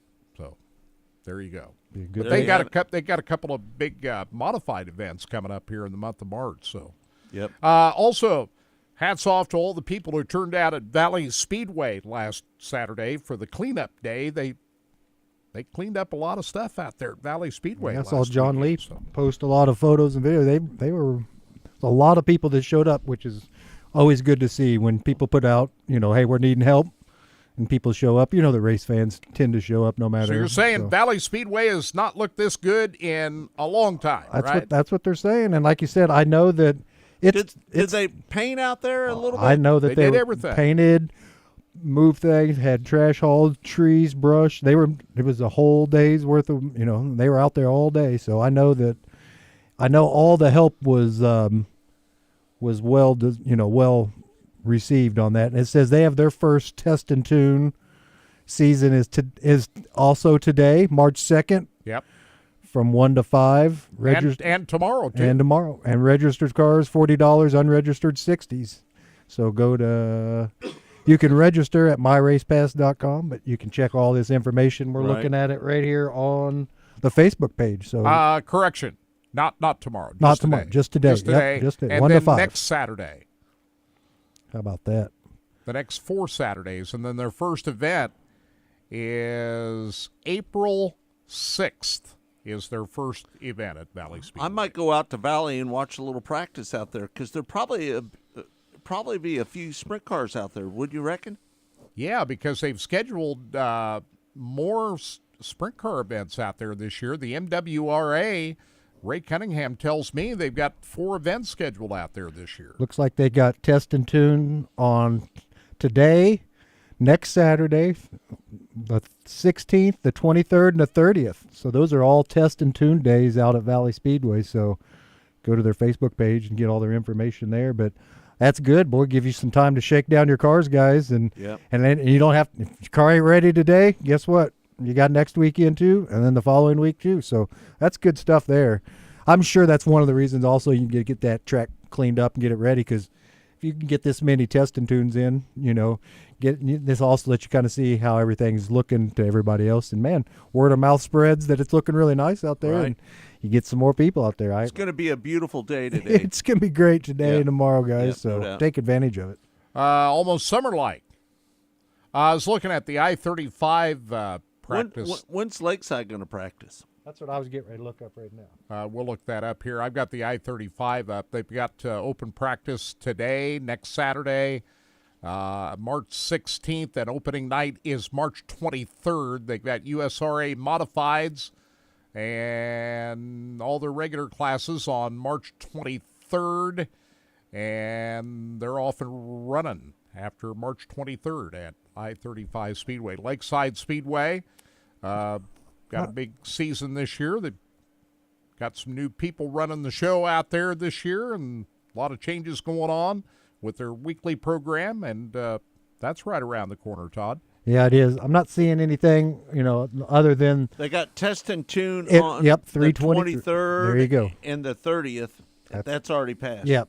So Right. the 323. So that's the and next April one.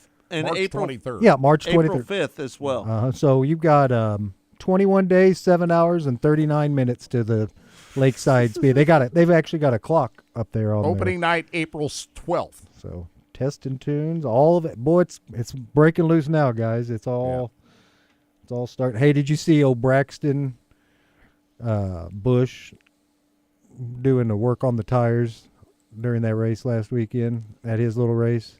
I didn't see They that. had him with that. What's that deal with that melts the rubber off those little tires? You know, Yeah, that scrape gun. them off. Yeah, he had his full race suit on and he was scraping tires. So Well, that's good because Yeah. a lot of young kids don't know how to work on race cars nowadays. Well, his dad wouldn't have it any other way. with that's what. Braxton. Yeah, we've been talking That's about the way. That's the way Kyle Busch was raised. Right. And Braxton's going to have to work on his own race cars. That's the way it works Yep, no in a doubt. Busch household. So I think that's kind of cool. You know, a lot of people have said bad things about Kyle Busch. You know, he's a good bad guy out there. But if you get to know the guy and you see how he operates, he's a pretty cool guy. We've talked to him privately, Yeah. off the air, Yeah. and he's a really good guy. Isn't He is. Yeah. Down there at Tulsa. Especially if you want to talk asphalt late model racing with Yeah. him as well. Yeah. Yeah. I mean, he's a real racer now, Yeah. and his son Braxton is, and you know they're hanging out down there at Tulsa at the shootout, and they just act like everybody else. So I know that Kyle Busch has had this reputation for a lot of years that I don't think he's the bad guy anymore, is he, Scott? No. That he once was. I'll just Denny say, Hamlin's kind of taken over that mantle, and right? Denny wants it. I mean, Denny actually wants all of that. Here's why Kyle Busch gets. It's the resting biatch face. It's because he rubs on people a little bit. It's a little when hard. when you see Kyle Busch, and he doesn't look happy anytime. So your first perception of him is, well, this guy doesn't even want to be in this room. I mean, we get that, but we know, like you said, we know who the person is. But there's a perception, and there's a term. It's called resting bitch face, and for people that. And it's for people that are just, when they're just sitting there watching TV, they have this look on their face like they're not a happy person. You know what I mean? And Right. and that's kind of rough. And that's what, I mean, that's that's why people think that of Kyle. He isn't that way. Trust me, both brothers when they were young were kind of punks. We knew that coming. Not punks, but they rubbed a lot of people the wrong way. Right. Kurt changed a whole lot after he divorced his crazy wife, the lady that he became a completely different person, and I feel sorry for Kurt because, man, I thought Kurt was kind of phony there for a lot of I years. did too, and then at the end he became completely normal. Well, how he approached me and you out at Kansas Absolutely. Speedway that one day. Changed my perspective completely. He walks on it. up to us With and food. says, "Is there anything you guys need?" He asked me and Kirk. Me and Kirk were just two dudes walking through the. I was out there with you that No, day. this was at an event. You were out of town. We were there for a good year. Was it a tire test? It was a tire practice. And it was so funny because Kurt. We met him over at the fire department. Yeah, you Remember guys. that? Yeah, I remember that. But Kurt walked up to. I mean, he had a plate full of food in his hand. He was walking to his hauler, and me saw us and standing out Kurt there. were standing there waiting for interviews. And he says, "Did you guys need something?" He goes, "Man, just give me a few minutes, and I'll." And we were like, "Who is this guy?" 'Cause Right. Yeah. That wasn't our. And so from that point on, like you said, my opinion of Kurt was changed. Kyle, it took a little bit longer, but like you said, he gets pulled in a lot of directions. Kyle gets put in a lot. But if you see Kyle Busch just walking around any pit area, I don't care if it's a local track or whatever, he doesn't act like he's No. bigger than anybody else. No doubt. But he doesn't walk and He's very approachable. Here's what he doesn't do. He doesn't smile, and that's where people get you know what I mean? He doesn't smile. Right. He's all business. He's business 20. As soon as the race suit's on, the business is on. So I get it. And we all know he hates losing. Oh, we more all than know anything. that. He doesn't like to lose. Hey, Kirk, I'm just wondering if the ASCS race that's supposed to be on May 24th is still going to be on May 24th. I don't know. We'll have to talk to Brian Carter about that. Don't forget we need to get a clarification on the schedule that's going to come out. They pulled the plug on what was supposed to be the opener this weekend down at Corpus Christi. Yeah. They pulled the plug on that. But they do have the race scheduled for March 14th and 15th that is on, which will be the official opener under the World Racing Group banner. And so that event is at RPM Speedway, March 15th and 6th. That's down in Texas, isn't it, Scott? Yep. RPM. Corpus Christi? That's where is that in Texas? You've been there before. RPM Speedway? I've not been to RPM. Oh, you've not been there. I haven't been there. That was one that the Edwards family ran for a time. Yep, right? they did. Yep. So that's still on for March 15th and 16th. And what they're going to do, it's more than a 40-race tour across 10 states that'll make up the ASCS 2024 National Championship season. Of those, includes the prestigious $20,000 to win Knoxville Nationals on August 1st and 3rd. That's all we know about the schedule. I'm sure we'll get more clarification on what the entire schedule would be, but I would imagine, Scott, that it would encompass much of what had already been set up for 2024, don't you think? Yep, no doubt. That if you look at the ASCS Racing website now, the schedule that's up there now, I would assume that it would be the same. RPM Speedway's in Crandall, Texas. Crandall, Texas. Kaufman County. Yeah. So. I'm looking forward to the 8th annual Grant Youngins Memorial that's going to take place on August 9th as well. Yeah, there's going to be 2 Grant Younghans Memorial races to make up for the one that got rained out last year. We didn't have a Grant Younghans Memorial race it's last August 8th and 9th. Right. Right. But there's another date that set up for another Grant Younghans Memorial, so we're going to have 2 of them next year out here at Lakeside. MLRA is going to be out at Lakeside Speedway on August 23rd as well. Yeah. So I'm looking forward to those races. I'm looking at the ASCS race site on the schedule, and just looking down through the list of races there, I am assuming, Scott, unless you've heard any different, that the World Racing Group will keep much of that schedule that was already laid out for the 2024 season. Have you heard anything different? I haven't heard anything different.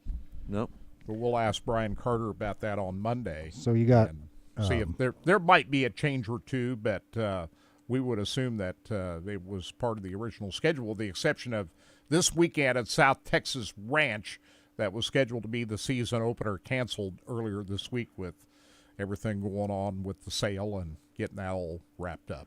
Earl and Susan Walls have their 30th year in racing starting this year. So this is their 30th year. Central Missouri Speedway. At CMS. So, just a reminder, we are going to have the World of Outlaw CEO Brian Carter on Monday on Mostly Motorsports as well. So just so you know. We'll get a lot of our questions answered at that time. Yep, no doubt. What the future would be, 410, 360, schedule, just where they're going to go with it. But they made an emphasis in the press release about the regional aspect of ASCS, the regional touring series and so forth. It appears that they'd like to keep that part of it going, which would be understandable because the whole idea is to get more talent into the big leagues. You got to have feeder series in order to do that. Yep, no doubt. Somebody said Gio Silsey was in town last night, and was in Kansas City last weekend for the Western Farm Show down at the American Royal Buildings with the show car and the Logan Contractors booth. So they had the booth down there. So we had Gio in town. We should have gotten a hold of him since he was in town. We could have had him cruise on by the stadium. I've reached out to Dominic Selsey. They're going to have the home car, the house car, the number 41 car. He's going to be running with the High Limit Series as well. Did you see that? Yeah, absolutely. He was running that 83 Roth car there until James McFadden got back over here to the States. Right. Filling in for him on that, but he's back in the 41 car this weekend, racing down there at Texas. So Gio Selsey. It would be nice if we could see the 41 car run the full High Limit schedule. Yeah. Wouldn't it? Yeah, there was thought that he would do that. Last year, he spent most of his time out pretty close to home out in California. Yep, no doubt. Gio Scelzi's running full-time on the World Outlaws Tour this year. And if you remember, Kansas City is a pretty special place for him. It was a year ago he won that high-limit race out here at Lakeside Speedway and bagged a whole bunch of money. Was that $20,000 to win? $50,000 he won out here last year. You remember that? Yeah. That was almost a year ago. Mm-hmm. So Gio Scelzi feels good about Kansas City. One of his biggest wins came here. Yep, no doubt. Not more than a year ago. $50,000. Yeah. $50,000. $50,000. Yeah. That's a lot of money. That was a big win. Yep, no doubt. We're going to get J.D. Cormack on the horn here in just a little bit. I've tried a couple times, no answer. So no answer. Well, try one more time here. Walter Shorty Aker. You remember Shorty Aker? Yep, sure do. Big late model star back in the day. Passed away a couple of years ago. Shorty Aker going in. J.D. Cormack along with Teresa Osman. Those two work a lot in racing philanthropies and halls of fames all over the place. They're going in together tonight. Jamie Hager, who we had on last week's show, Chet Hanby, Don Hutchinson, Mike Kempton, Charlie Schinkel, Dee Zelmer, and a Pioneer Award going to Al Bozarth. So all those folks are going into the Hall of Fame tonight. 3 o'clock doors open. Program starts at 4. We'll induct 5, have a dinner after that. Come back with the other 5 in a new location at the George Mayan Community Center at 126th and State Avenue in Bonner Springs. We're looking at the map right there. Got a map on our Facebook page there. See how to get in there. Give you directions to go out there. Was out there last night checking it out. You have to kind of know where you're going, Todd. Yeah, it's in a park. Drive out there. That's what I was trying to tell you guys. It's in a park there, so it's not like right on the road. But you see those trees right there, Scott, out in front of that picture on that thing? My dad planted some of those trees. He did. As a teenager. Wow. 18-year-old kid working for the Parks and Recs department. And Wyandotte County Park needed somebody to come out, and so they hired a bunch of teenagers from local schools. And they went out there and planted trees all around Wyandotte County Park. And those trees are blooming today, and it's just kind of cool knowing my dad was planted a lot of those trees back when he was in high school. That was kind of. Well, I'll tell you what, Todd. Let's run the Chase Rodman interview, and then we'll see if we can get a hold of. JD we can do that towards the end of the show. Chase Rodman is the voice of the High Limit Series, and we'll have him on a regular basis throughout the year. And last Monday, he gave us an update of the big weekend down at Golden Isle Speedway, and here's the conversation we had with Chase Rodman on Monday's Mostly Motorsport show.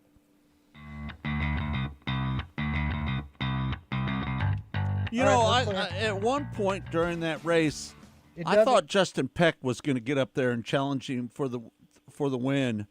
What were your thoughts on that part of the race right there?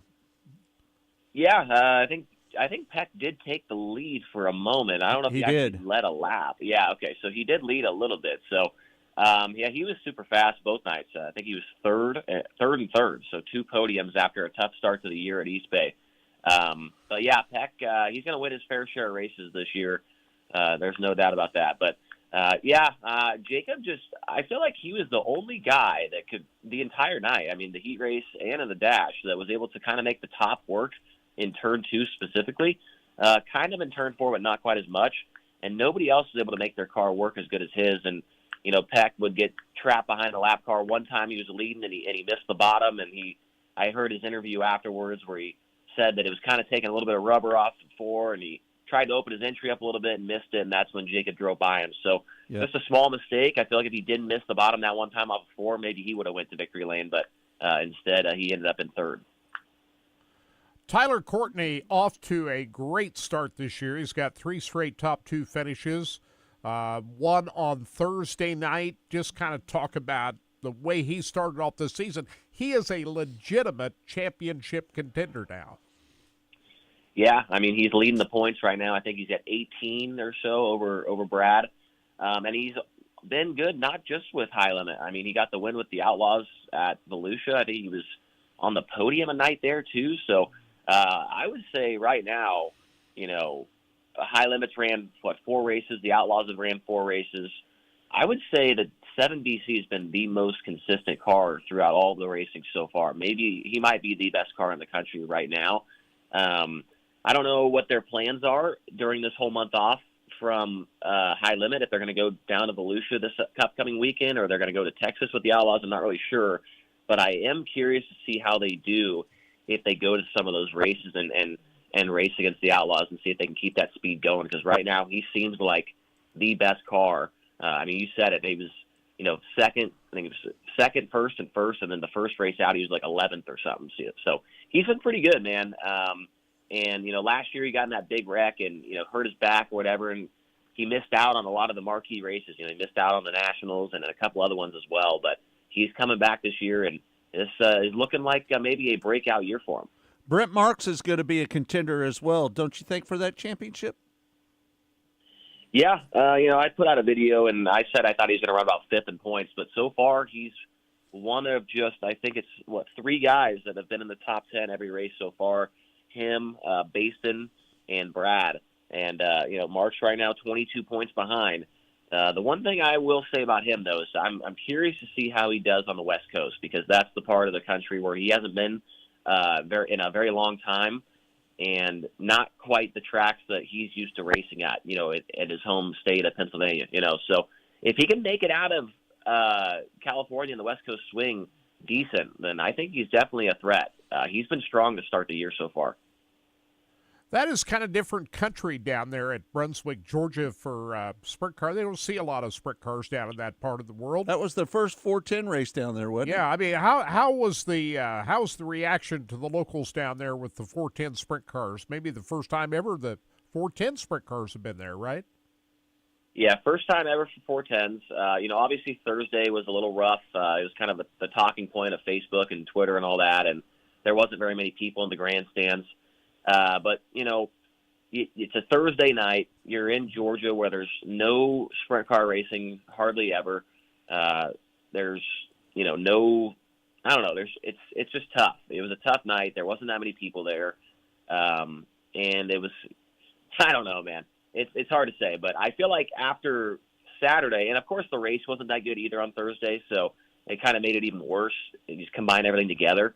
But Saturday, when they had the Lucas late models there, and then they had the sprint cars there and the 604s, the crowd was jam-packed. There was a lot of people there, and there was a lot of people cheering at the end.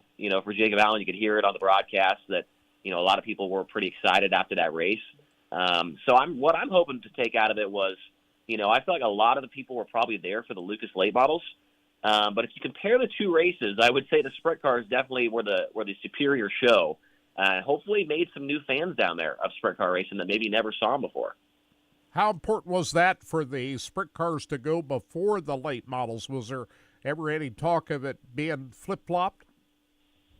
Yeah, I think there was a little bit of talk about it, but I'm super glad the sprint cars went first because looking back, the late model race was pretty much right around the bottom, and I'm worried that if we would have ran after them, it would have been maybe similar to what their race was. So, I'm glad that we went first, and I'm also thinking that if the sprint cars would have went second after the Lucas late models, a lot of people in the grandstands probably would have got up and left. So, probably a good move on both parts to keep the sprint cars first out for the features. So what did they learn from this event the next time that the Lucas Oil late models and the High Limit Series get together? Were there some surprises there, the things they learned from to make it better the next time we see both sprints and late models on the same card? Well, I'd say probably just having the 2 classes. Probably don't need another support class. I don't think we need the 604s there. The next time, this is going to happen again. We are going to be running, I think it's in October maybe, the High Limits and the Lucas Oil late models again. They'll be running at Atomic. So we are going to do that again. I think that was the main thing, was just to have no support class, just to have those 2 guys, and that would be a really good show for everybody that shows up and watches on Flow as well. So that's probably the main takeaway. I felt like the night went relatively smoothly. Other than that 6:04 race, they actually hit a time limit, 25 minutes. They couldn't finish the race in the amount of laps. So that kind of put a damper on things at the end. But other than that, I felt like the show went smoothly. And I'm excited to do it again at Atomic because that is sprint car country, and they like late models there. So I feel like it's probably going to be jam-packed. We talked to Mike Marlar here just a little bit ago, and he said that the rubber started to lay down about halfway through that race. And if the roles were reversed, we probably would have seen the rubber down on with the sprint cars as well, don't you think? Yeah, I think so, but they did do quite a extensive rework after the sprint car race, and it still took rubber on the bottom. Yeah, so there was probably an 8 or 10 minute commercial on Flow while they got the tractors and the water truck out there, and it's still. I mean, it was good for probably about 15, 20 laps, but then after that, they just kind of ended up right around the bottom. So definitely really glad that the sprint cars went first because, I mean, sometimes in late model racing, I'm no expert by any means, but I feel like sometimes even when it takes rubber, they can have a good race. Yeah. Sprint cars, on the other hand, that doesn't happen too often. So right. That was probably the best scenario, really. So let's just go back to Tyler Courtney a little bit.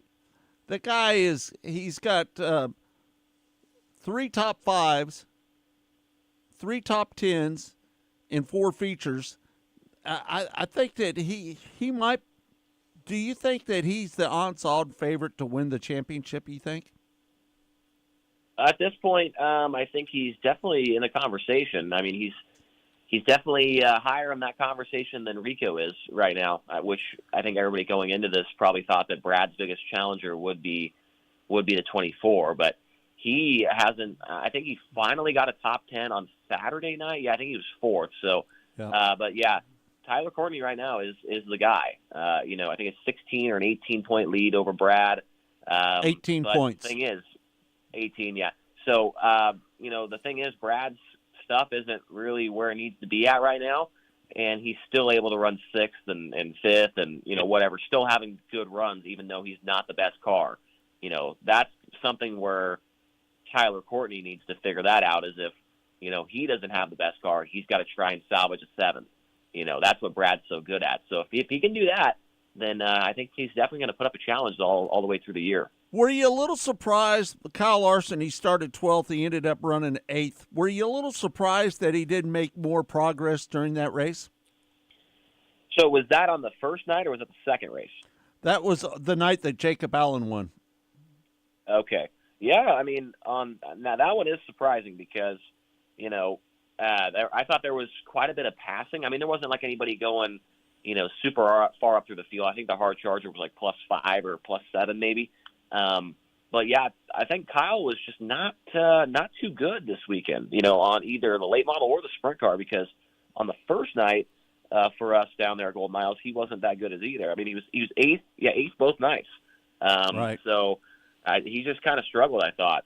So especially after how good he was at East Bay, came to Gold Miles and struggled a lot. So definitely a surprise. I feel like we didn't really talk about him too much just because he wasn't really, in the mix, And I feel like that's kind of good, though. I feel like it's kind of fun to see different guys getting up front, with high limit. That's what it's all about. So yeah, we'll see if he can pick it back up, though, when we get back to Riverside. Do you feel that he might have a little too much on his plate when he's got to run NASCAR, he's got to run the late model, and he's got to run the sprint car? Do you think that there's a little too much on his plate there, a little bit? I don't know. I mean, he seems like he doesn't really mind it. I think Tony Laporta, our pit reporter, asked him that question before the late model A main, and he kind of seemed pretty calm about it. He didn't really seem like it was that big of a deal. He's like, Cup practice was early this morning. It was only an hour away. Easy flight over here. The race don't start till 4 tomorrow, so I'm fine. So I don't think that really had anything to do with it. I mean, obviously he's a busy guy and he's been into that travel and the hectic schedule, but I think this weekend everything worked out just right for where it wasn't too crazy for him, and he wasn't really overwhelmed. I just think that they just didn't hit it this weekend with the sprint car, and he wasn't really. He definitely wasn't a factor, that's for sure. Yeah, Dominic Scelzi, he's not going to be driving the 83 car anymore. The thoughts about Dominic Scelzi being a part of the High Limit Series? Yeah, I wish, there was talks of him at the beginning of the year to run the full High Limit deal. I was actually texting with him about that. He was actually really close to being a full-time driver with High Limit, but one of his big sponsors that's been helping him out for the last couple of years, I guess, kind of backed out last minute and wasn't able to make it happen. So that was tough because I think if you would have added him, you add a guy like a Jacob Allen, who's a very popular driver with the fans. You add a Brent Marks in there that's also popular with the fans and also wins a lot of races. You add Enrico, and Corey Day. I mean, if you got all those guys with Dominic Scelzi, I mean, that is a lot of very popular drivers in sprint car racing, and I think he would have been a huge addition to the series.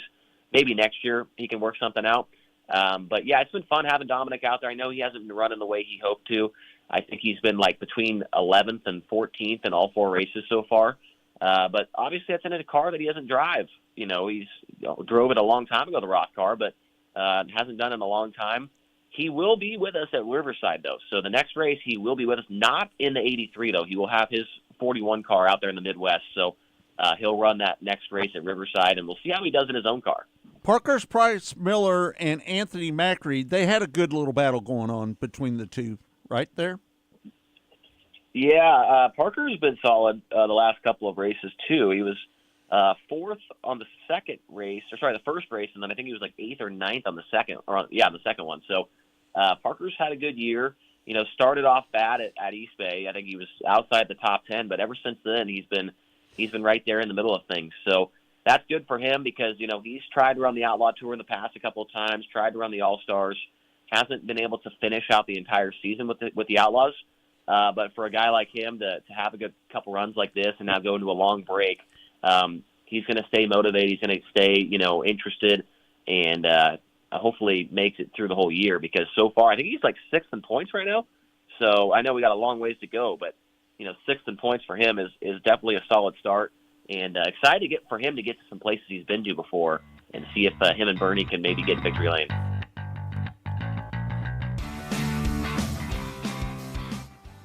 That is Chase Rodman, who is the voice of the High Limit Series. We had him on the Mostly Motorsports show earlier this week, and we'll have him on a regular basis. High Limit Series kicks back up in April down at the Ditch in West Memphis, Arkansas. Tonight is the Carb Hall of Fame, the 20th Carb Hall of Fame ceremony that'll be out at the George Mayan Community Center in Bonner Springs. And one of the inductees is joining us right now is J.D. Cormack, who will be going in alongside Teresa Osman tonight. We call her T.O. So J.D. and T.O. going in together tonight. And that's significant because these two probably do more to raise money around racing, philanthropic operations and halls of fame and everything. And I guess it is appropriate that, JD, that you and Teresa go in together because you work closely together on all these activities up there. How special is that? Yes, sir. We try and go a little bit everywhere around the United States and many Hall of Fames, and we just enjoy racing and trying to help out in any which way we can. And you've done it. Have you ever figured out how much money you two have raised for racing? I know you help out down there at the Chili Bowl. You've done that for years. Have you ever figured out how much money you've raised over the years? No, I know.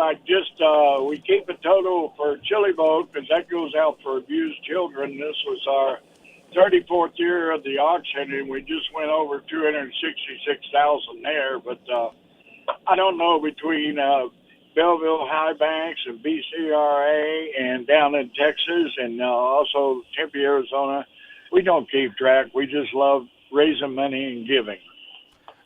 What is the Ambassador Program? What is that? Okay, when we started and became a Hall of Fame in 2012, I believe it was, we're going along and we're seeing. Then we found out, we need something higher. Members is great and membership is great, but we need something higher because it's a Hall of Fame. We came up with Carla Lane and everything. We came up with the idea of ambassadors free will giving. and there's 4 different deals, and you keep track for 4, 5, 6 years whenever you move right on up to bronze and silver and gold and everything like platinum plaque, and we have your names included. So it's a way of free will giving as you want, to even $5 a year, a day, or a month, or whatever. So it was just a new idea to compliment the Hall of Fame. Teresa, how did you two get hooked up to work on all this stuff?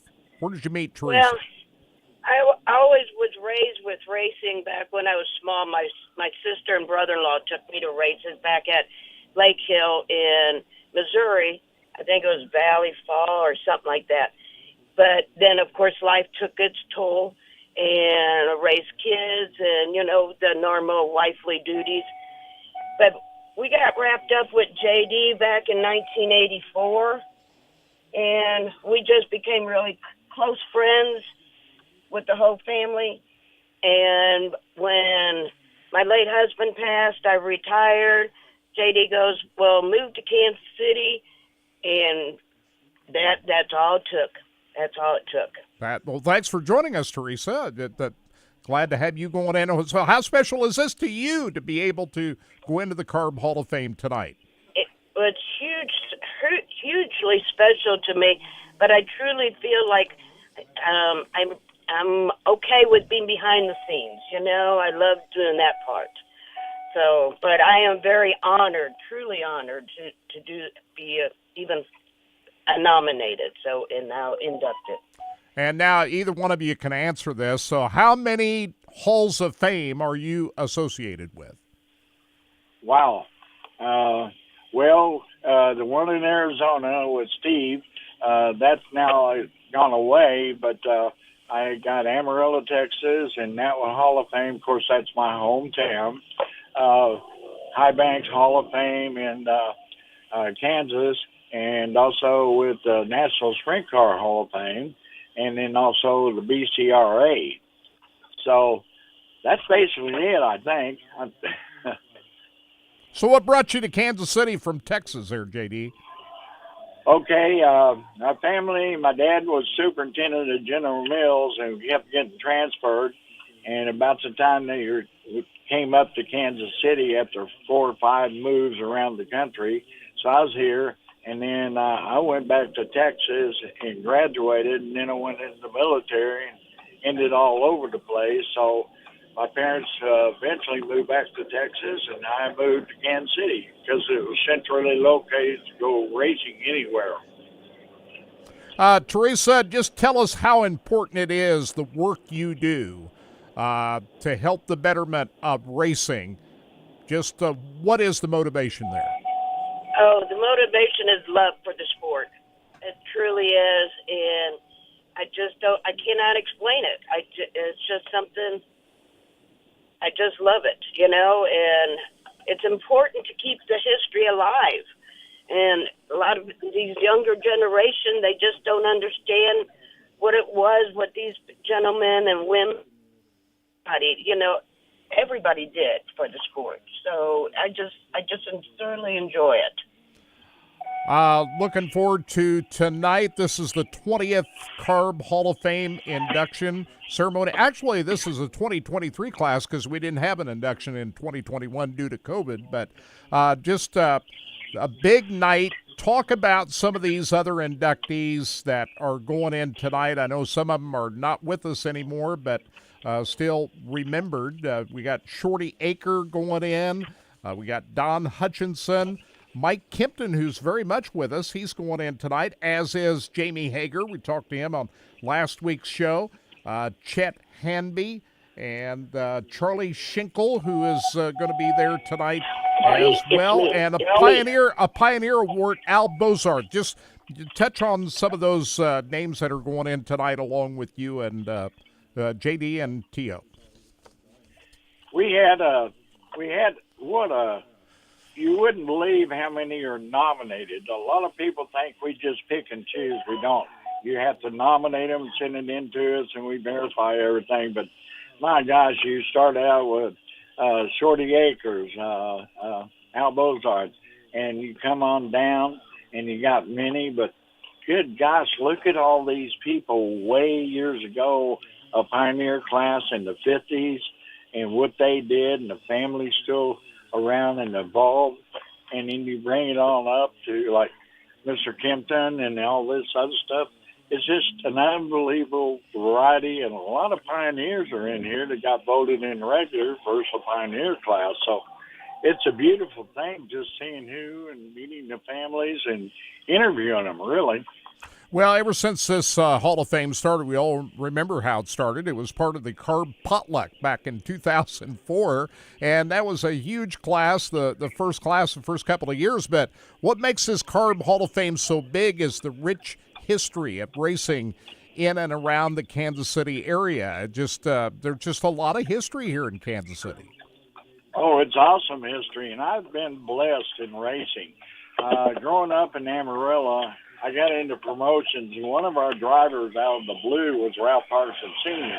Well, we're there, and I got into promotions, and everybody said, "Did you drive?" And I said, "No." In the 60s, we couldn't afford a second car.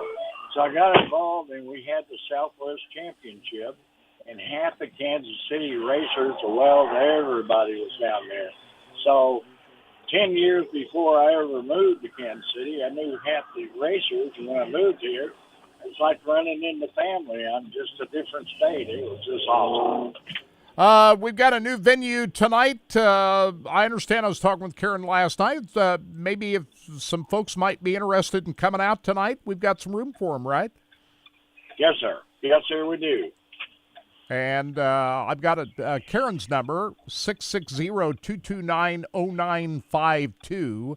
That's 660-229-0952. We put a map, and I know you put a map on your Facebook page as well. We got a map up there how to get out there. But the George Mayan Center, 126th and State Avenue, and the doors open at 3, program at 4. We'll induct 5 members before dinner, and then the rest of them after dinner. That's the program, so it starts early, but we got room for you if you want to come on out, right? It's an awesome this day. We got set up. This is really great. We're in a bigger area. We've got more seating. This is going to be something for everybody. Really neat. First Saturday in March is always something I look forward to. JD and Teresa, thank you for coming on. Look forward to seeing you win the Hall of Fame tonight, and we appreciate you coming on the show to talk about it. Well, thank you, and thank you for calling, and it's always a pleasure to talk to you and to listen. Okay? Yeah, you bet. We'll catch you later. Thank you, JD and Teresa. We call her T.O., the alphabet soup. JD and T.O. going into the Hall of Fame tonight, and should be a fun time out there. Great weather day, and we almost could be out at the racetrack, instead. So, but I love this time of the year, guys. Early March, you can just kind of feel the spring coming on. I love this time of the year. So here's a quick heads up for anybody that hasn't been out there. It's real easy to get to. I know it looks kind of complicated from the maps and everything. Don't get confused that Wyandotte County Lake and Wyandotte County Park are two completely different things and two completely different places. So if you're punching this thing into your GPS, like on your phone and stuff, just punch in the George Mayan Center, and your GPS will take you right to the door. But don't punch in Wyandotte County Lake by accident. There's only one problem with that, Todd. What's that? I punched in George Mayan Center when I went out there last night, and it's going to take me to downtown Bonner Springs. Oh, yeah, you know what? And I think... So be careful with that. Yeah. So let me just tell you easy way. This is pretty easy, guys. If you're coming down State Avenue, so the Kansas Speedway's in your rearview mirror now at this point, right? You're heading west on State Avenue. It's right on the left-hand side of the road. There's many entrances you can get in there. There's one. You'll start seeing the thing that says Wyandotte County Park. You can turn in there, and you can snake your way back, and it's Wyandotte County Park Road is what you're kind of looking for. And literally, guys, it's on the other side of Sunflower. Like, if you keep on that little road, you're going to bump into Sunflower Golf Course eventually. You cross over I-70 again, K-32's over there. But once you're inside there, it can get confusing. Trust me, guys. I know where the building is at, and if I try to drive exactly right there, I will still miss. Because if we're looking at this map, these little twists and turns in this little map right here, you can get lost in these are just all little side roads taking you to shelters. So just know that it's a really nice little park area. You can't miss it.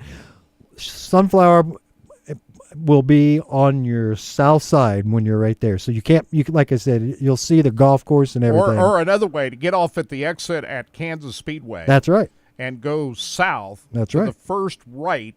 And follow that road once you cross I-70. Yes, sir. Then there's a sign there that says George Mine Center. That's right. And that's the thing. There is a sign out there that says it. But boy, it's a diamond in our community. That Wyandotte County Park, guys, is just a neat place to go. And if you're going to go out there, like today would be a great day to go and just hang out at the park. Yeah. They've got places to park you can set. They have shelters you can rent. They got little ponds. It's a really nice area. They got a field where they practice basketball or baseball, soccer fields. It's a really nice area. And like I said, it's 2 shakes from Kansas Speedway. Man, did you see the giant building they're building out there at Kansas Speedway?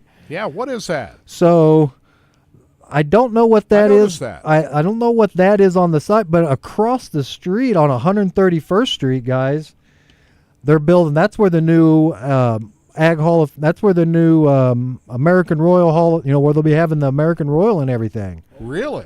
It's a giant, it's a very big undergoing. They just broke ground on it. So that's where the American Royal's going to be? Yes, sir, and that's why you can't get down sorry about that, Scott. That's why you can't get down 131st no more. So this May, I'm going to say you will not be able to use that little access road as a lot of people use it to get into NASCAR because it's a quick road over to parallel. That's going to be closed, guys, because they're doing a major overhaul down there. So, a lot of stuff going on over there, guys. Yep, no doubt. Listen, I just want to say that I'm going to be working for Power Ride this summer. And you're going to be doing what? Running a camera? I'm going to be doing pit reporting. Really? How about that? Yeah. Awesome. Yeah. Scotty Cook. For 410 Sprint Car Series or what? Just that? The 410 series or the other series too? We're going to be doing all kinds of things. We're going to be doing the midgets, the 410 Sprint Car Series. We're going to be doing Port City Raceway, I-70 Speedway, Callahan, Lucas Oil, Lee County, I-70 Speedway.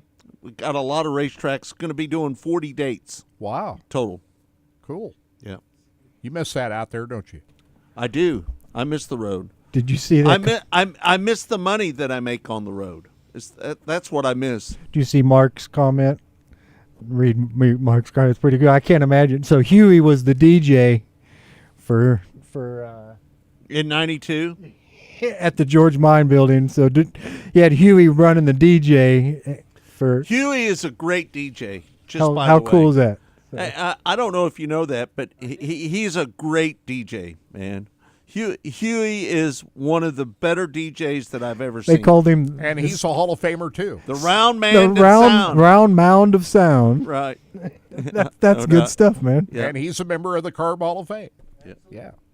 So that's cool. Huey, I haven't seen Huey for a while. How's he doing? He's doing all right. Yeah. Yeah. Used to see him at the racetrack all the time. Yep, no doubt. He doesn't sell parts anymore. No. Yep. All right, thanks everybody for tuning in to Track Talk here on RBN, the Racing Boys Broadcasting Network. It's all been brought to you. But hey, Kirk, you need to do the Sprint Car Hall of Fame. National Sprint Car Hall of Fame and Museum. We got the two big fundraisers that are going on up there. The Corvette that is going to be given away the week after the Knoxville Nationals. Win a Z06 Corvette.com to get signed up for that. Torch Red Corvette convertible this year with a Z07 performance package. And it is a beauty of a car. And you can take that, the Corvette, and the $25,000 to the grand prize winner, or the $100,000 option Most people take the Corvette. Man, have you seen that video of the new this Corvette on Nuremberg? Is it Nuremberg Speedway? Is that what it's called, Kirk? Nuremberg? It's a track in Germany. The Nuremberg Ring. Oh, my gosh. How fast is it?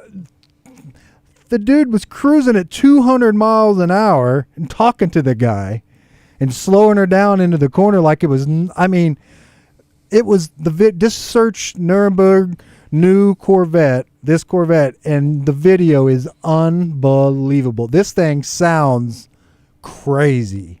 Like a race car. It screams. Just screams on the straightaways. Look at the brakes on that thing. Let me tell you something, dude. This thing was overpassing other cars on this day at this track. It was like an open test tune. Yeah. On this car, I was amazed. They were in the title. It was the brand new 2024 Z07 with the race. I mean, it's basically this car. It might have been the red one too. Unbelievable fast. Fast. Be careful. If you win this thing, be careful. No doubt. It's a race car. It's a street legal race car. That's what it is. No doubt. Also, we've got the sprint car that they're going to be giving away on December 23rd, 2 days before Christmas. It's a Triple X chassis with an Al Parker 410 Racing as a race-ready sprint car. You get signed up for that. Go to winasprintcar.com, and the drawing on December the 23rd. And, of course, sprintcarstep.com. You can go for a lot of great gift shop items, and they getting ready for the Eldora Speedway Salute this year as part of the display up at the National Sprint Car Hall of Fame Museum. We renewed our camping spot up there yesterday, Scott, and it's getting close. April is the opening day for the 2024 season up at Knoxville Raceway. April 20th, I believe. Yep. And so it's right around the corner. Yep, no doubt. All right, thanks everybody for tuning in to Track Talk here on RBN, the Racing Boys Broadcasting Network. We want to thank Mike Marlar, Jacob Allen, Chase Rodman as well. And we want to thank everybody that's been on the show today, just so you know. J.D. Cormack and Therese Osman, appreciate them coming on. Yep. All right. Thanks, everybody, again for tuning in to Track Talk. It's all been brought to you by Rod End Supply, featuring the POWRi Midwest Lightning Sprints. Don't forget, on Monday, the World of Outlaw CEO Brian Carter is going to join us right here on Mostly Motorsports. We hope that you'll tune in. And don't forget, each week we're going to have Connor Wade on and Chase Rodman on Mostly Motorsports as well. So thanks for tuning in. We'll see you next week right here on Track Talk.